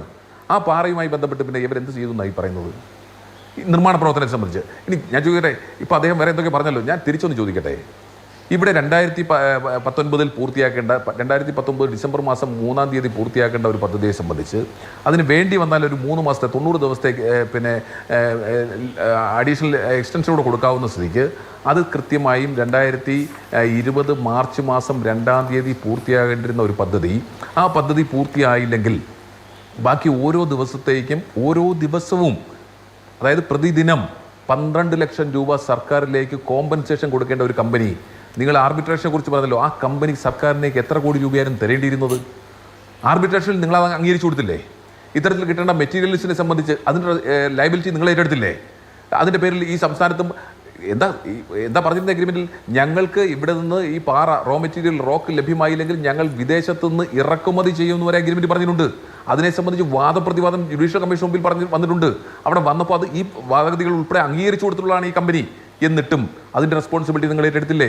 ഈ സംസ്ഥാനത്ത് അതിൻ്റെ പേരിൽ എന്തുമാത്രം ഈ മൈനിങ്ങുമായി ബന്ധപ്പെട്ട ലിബറലൈസ് ചെയ്തു നിയമത്തെ സംബന്ധിച്ച്. അതിനപ്പുറത്തേക്ക് ഈ പ്രതിദിനം 12 ലക്ഷം രൂപ കിട്ടേണ്ടതിനെ സംബന്ധിച്ച് നിങ്ങൾ പിന്നെ ഒരു നോട്ടീസെങ്കിലും കൊടുത്തോ? അപ്പോൾ ആർബിട്രേഷൻ്റെ പേരിൽ നിങ്ങൾ ലാഭം ഉണ്ടാക്കിയെന്ന് പറയുമ്പോൾ നിങ്ങൾ ഈ സംസ്ഥാനത്തിനുണ്ടാക്കിയ നഷ്ടത്തെക്കുറിച്ച് നിങ്ങൾ സംസാരിക്കുന്നില്ല. അവിടെയാണ് പ്രശ്നം. ഒരു പ്രോജക്റ്റിനെ സംബന്ധിച്ച് മുൻപുണ്ടായിരുന്ന എഗ്രിമെൻറ്റിൽ നിങ്ങൾ സബ്സിക്വൻ്റ് ആയിട്ട് വെച്ചിട്ടുണ്ട്, അത് പുറത്തു വിടൂ. അതിനകത്ത് എന്തൊക്കെ അങ്ങോട്ടും ഇങ്ങോട്ടും വന്നിട്ടുള്ള ധാരണകൾ നമ്മൾ അറിയട്ടെ. അപ്പോൾ ഇവിടെ സംസ്ഥാന സർക്കാരിന് ഉണ്ടാക്കിയിട്ടുള്ള നഷ്ടത്തെക്കുറിച്ച് നിങ്ങൾ എന്താ പറയാത്തത്? അപ്പോൾ ഈ പ്രോജക്റ്റുമായി ബന്ധപ്പെട്ട് പിന്നെ അദ്ദേഹം പറഞ്ഞു പിന്നെ സമരം നടത്തിയ അല്ലെങ്കിൽ വിമോചന സമരം 475 കോടി രൂപയുടെ കോമ്പൻസേഷൻ പാക്കേജ് ഉണ്ടായിരുന്നതിനെ സംബന്ധിച്ച് അഭിലാഷിന് അറിയാമോ? അതിൽ എത്ര രൂപ നടത്തി? ഇപ്പോൾ എന്താ അദ്ദേഹം പറഞ്ഞ 8 കോടി രൂപ UDF തർക്കാക്കാൻ തീരുമാനിച്ചിടത്ത് ഞങ്ങൾ 100 കോടി ചിലവാക്കി. 475 കോടി രൂപയുടെ പാക്കേജുമായി ബന്ധപ്പെട്ട ഉത്തരവിറക്കിയതിന് ശേഷമാണ് അന്നത്തെ മുഖ്യമന്ത്രി ഉമ്മൻചാണ്ടി പുറത്തു പോയിട്ടുള്ളത്. താങ്കൾക്ക് അറിയാവുന്ന വിഷയമല്ലേ? അത് ഇടപെടാതെ വന്നപ്പോൾ, അത് നടപ്പിലാക്കാതെ വന്നപ്പോൾ തീരദേശ മേഖലയിലെ ജനങ്ങളെ സംബന്ധിച്ച്, സാധാരണക്കാരെ സംബന്ധിച്ച്, ആ പദ്ധതി പ്രദേശത്തുള്ള ജനങ്ങളെ സംബന്ധിച്ച് അവർക്ക് പ്രശ്നമുണ്ടെങ്കിൽ അവരോടൊപ്പം നിൽക്കുക പ്രതിപക്ഷത്തിന്റെ ബാധ്യതയാണെന്നേ. നിന്നിട്ടുണ്ടെന്നേ, ഇനി നിൽക്കുമെന്നേ. ഒന്നുകൂടെ ഇനി അദ്ദേഹം പറഞ്ഞു ഇവിടെ അങ്ങനെയുള്ള പിന്നെ കെ സുധാകരനെ സംബന്ധിച്ച്, അങ്ങനെയുള്ള കെ മുരളീധരനെ സംബന്ധിച്ച്, അങ്ങനെയുള്ള പിന്നെ VD സതീശനെ കുറിച്ചൊക്കെ നിങ്ങളുടെ ഇപ്പോഴത്തെ മുഖ്യമന്ത്രിയല്ലേ പാർട്ടി സെക്രട്ടറി ആയിരുന്നു പറഞ്ഞ ഈ സംസ്ഥാനത്ത് 6000 കോടി രൂപയുടെ അഴിമതി ഇപ്പോഴും പറയുന്നു. വിവരക്കേട് ഞാൻ കൂടുതൽ പറയുന്നില്ല, വിവരക്കേട് വീണ്ടും വിളമ്പുക. അനിൽകുമാർ എന്താ 6000 കോടി രൂപയുടെ അഴിമതി ഉണ്ട് എന്ന് മുഖ്യമന്ത്രി പറഞ്ഞത് ശരിയാണെന്ന് വീണ്ടും ആവർത്തിക്കുക. വിവരക്കേടെ നിന്റെ പേരോ CPM എന്ന് ഞാൻ ചോദിക്കുന്നതിൽ എന്താ അപാകത? ശരി ഷാനിൽകുമാർ, അതിന് ഒരു മറുപടി വേണം. പഴയ കാര്യങ്ങളൊക്കെ പോട്ടെ, പക്ഷേ ഈ ഏറ്റവും ഒടുവിൽ സംസ്ഥാന സർക്കാരാണ് പരമാവധി പണം ചെലവഴിച്ചിരിക്കുന്നത്. അദാനിയുടെ ഇരട്ടിയിലധികം പണം സംസ്ഥാന സർക്കാർ ഇതിനോടകം ചെലവഴിച്ചിട്ടുണ്ട്. അദാനിയെ കൊണ്ട് ചെലവഴിപ്പിക്കാവുന്നതും കൂടി സംസ്ഥാനം എടുത്തങ്ങ് ചെലവഴിക്കുകയാണോ? അത് ആത്യന്തികമായി സംസ്ഥാനത്തിന് നേട്ടമാണോ? അദാനിയെ കൊണ്ട് ചെലവഴിപ്പിക്കാവുന്ന ഒരു കാര്യവും കേരള സർക്കാർ ഏറ്റെടുക്കാനും ആവില്ല. ഇവിടെ വസ്തുതാവിരുദ്ധമായൊരു കാര്യം പറഞ്ഞു. ഞാൻ ഒരു കാര്യം ആധികാരികമായിട്ട് പറയുന്നു. നമുക്ക് നാളെ സൂര്യൻ ഉദിക്കും, ചർച്ചകളുണ്ടാവും. ഒരു ഒറ്റ ചോദ്യമേ ഉള്ളൂ. വിഴിഞ്ഞം കരാറുമായി ബന്ധപ്പെട്ട് 1 വെള്ളി രൂപ കേരള ഖജനാവിൽ ഉമ്മൻചാണ്ടി സർക്കാരിൻ്റെ കാലത്ത് ചിലവ് വന്നിട്ടുണ്ടോ? അദ്ദേഹം ഇപ്പോൾ ഒരു 475 കോടി രൂപ ഉത്തരവിറക്കിയെന്ന് പറഞ്ഞു. എവിടുന്ന് കാശ് കൊടുക്കുന്ന? വീട്ടിൽ നിന്ന് കൊടുക്കുന്നോ? 475 കോടി രൂപ ബഡ്ജറ്റിലുണ്ടോ? ഇല്ല. പിന്നെ ആരുടെ വീട്ടിൽ നിന്ന് കൊടുക്കുന്ന? അവിടെ മത്സ്യത്തൊഴിലാളി ഇപ്പൊ കൊടുത്ത പിന്നെ നിങ്ങളുടെ വീട്ടിൽ നിന്നാ കൊടുത്തേ? അവരെ ജീവിതം കഷ്ടപ്പാടായപ്പോൾ എല്ലാവരുടെ തെറുത്ത് കയറി വന്നു. ആ വീട്ടിൽ നിന്ന് കൊടുക്കുവോ? ഉമ്മൻചാണ്ടി എവിടുന്ന് കൊടുക്കുന്ന ഉത്തരവ് നിങ്ങൾ തെളിയിക്കേ. ഞാൻ നിങ്ങളെ പിണറായിയുടെ വീട്ടിൽ നിന്ന് കൊടുക്കോ? വിവരക്കേട് നിന്റെ പേരോ കോൺഗ്രസ് എന്നല്ല. ഞങ്ങളുടെ ഉത്തരവാദിത്വം ആ പ്രോജക്ട് ആരംഭിക്കുമ്പോൾ അതിന് 475 കോടി രൂപയുടെ കോമ്പൻസേഷൻ പാക്കേജ് ആ പ്രാദേശിക വാസികൾക്ക് കൊടുക്കണമെന്ന ഞങ്ങളുടെ ഉത്തരവ് സർക്കാർ ഉത്തരവിറക്കിയിട്ടുണ്ട്. സർക്കാർ ഉത്തരവിറക്കിയിട്ടുണ്ട്. അത് എന്നാണ് നടപ്പാക്കേണ്ടത്? അന്ന് നടപ്പാക്കും. സർക്കാരാണോ അപ്പോൾ സർക്കാർ നടപ്പാക്കും. വിവരം വേണം, കേൾക്കൂ. വിവരം വേണം. ഗവേണൻസ് എന്താണെന്ന് പഠിക്കണം. കേരള സർക്കാർ ഗവേണൻസ് എന്താണെന്ന് പഠിക്കണം. താങ്കൾ ഗവേണൻസ് എന്താണെന്ന് പഠിക്കണം. രൂപ മുടക്കാതെ നാട്ടുകാരെ പറ്റിക്കുന്ന ഉത്തരവ് ഉമ്മൻചാണ്ടി ഇറക്കി. അത് പിടിച്ചോ. പ്രോജക്ട് ആരംഭിച്ചില്ല സഹോദര. അന്ന് ഈ പ്രോജക്ട് ആരംഭിച്ചില്ല സഹോദര. എഗ്രിമെന്റ് ഒപ്പിട്ടേ ഉള്ളൂ. ആദ്യം ഗവേണൻസ് എന്താണെന്ന് പഠിക്കണം. ഹെഡ് ഓഫ് അക്കൗണ്ട് എന്താണെന്ന് പഠിക്കണം. ഒരു സർക്കാർ ഉത്തരവ് എന്താണെന്ന് പഠിക്കണം. ആദ്യം വിഡ്ഢിത്തരം പറയാം. താളിയാ പോരാ. വിവരക്കേട് പറയാൻ ചീട്ടുകളെ കുറിച്ച് സംസാരിക്കും. താങ്കൾ ചീട്ടുകളെ കുറിച്ച് സംസാരിക്കും. അല്ലാതെ കാര്യം പഠിച്ചിട്ട് വാ. 475 പഠിച്ചിട്ട് വാ. ആദ്യം പോയി പഠിച്ചിട്ട് വാ. 475 പറയട്ടെ, അങ്ങോട്ട് പിടിക്കുക. സമയം കഴിഞ്ഞു. കോടി രൂപ 475 കോടി രൂപ എവിടുന്ന് കൊടുക്കുന്ന ഉത്തരവ്? പിടിക്കാൻ ആരുടെ കയ്യിൽ നിന്ന് കൊടുക്കുന്ന ഉത്തരവ്? സർക്കാർ ഖജനാവിലാണോ? സർക്കാരിന്റെ ബാധ്യതയാണ്. അത് പിണറായി വിജയൻ ഉമ്മൻചാണ്ടിയുള്ളതല്ല. ആ സർക്കാരിന്റെ ബാധ്യതയാണ്. ഏത് സർക്കാരായാലും ഒരു ഗവൺമെന്റ് എന്ന് പറയുന്ന കണ്ടിന്യൂസ് TM പ്രതാപനും നിങ്ങൾ തർക്കിക്കേണ്ട. നാളെ നരേന്ദ്രമോദി ഒന്ന് ഉദ്ഘാടനം ചെയ്ത് പൊയ്ക്കോളൂ. കേന്ദ്ര ഗവൺമെന്റ് പദ്ധതിയാണ്. നരേന്ദ്രമോദി നാളെ ഒന്ന് ഉദ്ഘാടനം ചെയ്ത് പൊയ്ക്കോളൂ. തർക്കിക്കേണ്ട. നിങ്ങൾ കൊച്ചി കേന്ദ്ര ഗവൺമെന്റ് പദ്ധതിയാണ്. ഇത് ഇവിടെ മാത്രമല്ല, ഇത് രാജ്യം മുഴുവൻ നടത്തുന്ന പദ്ധതിയുടെ ഭാഗമാണ്. ഭാഗമാണ്. നിങ്ങളത് ആദ്യമായിട്ട് കാണുന്നതുകൊണ്ടാണ്. നിങ്ങളത് ആദ്യമായിട്ട് കാണുന്നതുകൊണ്ടാണ്.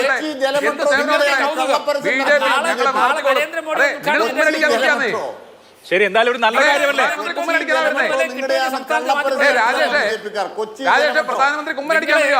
എന്തെങ്കിലും നികുതിയുടെ പങ്കിട്ടുണ്ടെങ്കിൽ വാങ്ങി സംസ്ഥാനം നടപ്പിലാക്കാൻ നോക്കുക. എന്തായാലും ഇതിനോടകം തന്നെ ട്രയൽ റൺ സമയത്ത് തന്നെ 5.5 ലക്ഷം കണ്ടെയ്നറുകൾ കൈകാര്യം ചെയ്ത സത്യത്തിൽ കേരളത്തിൽ വന്നിട്ടുള്ള പദ്ധതികളിൽ ഏറ്റവും ഹ്യൂജ് സക്സസ് എന്ന് പറയാൻ കഴിയുന്ന പദ്ധതിയാണ്.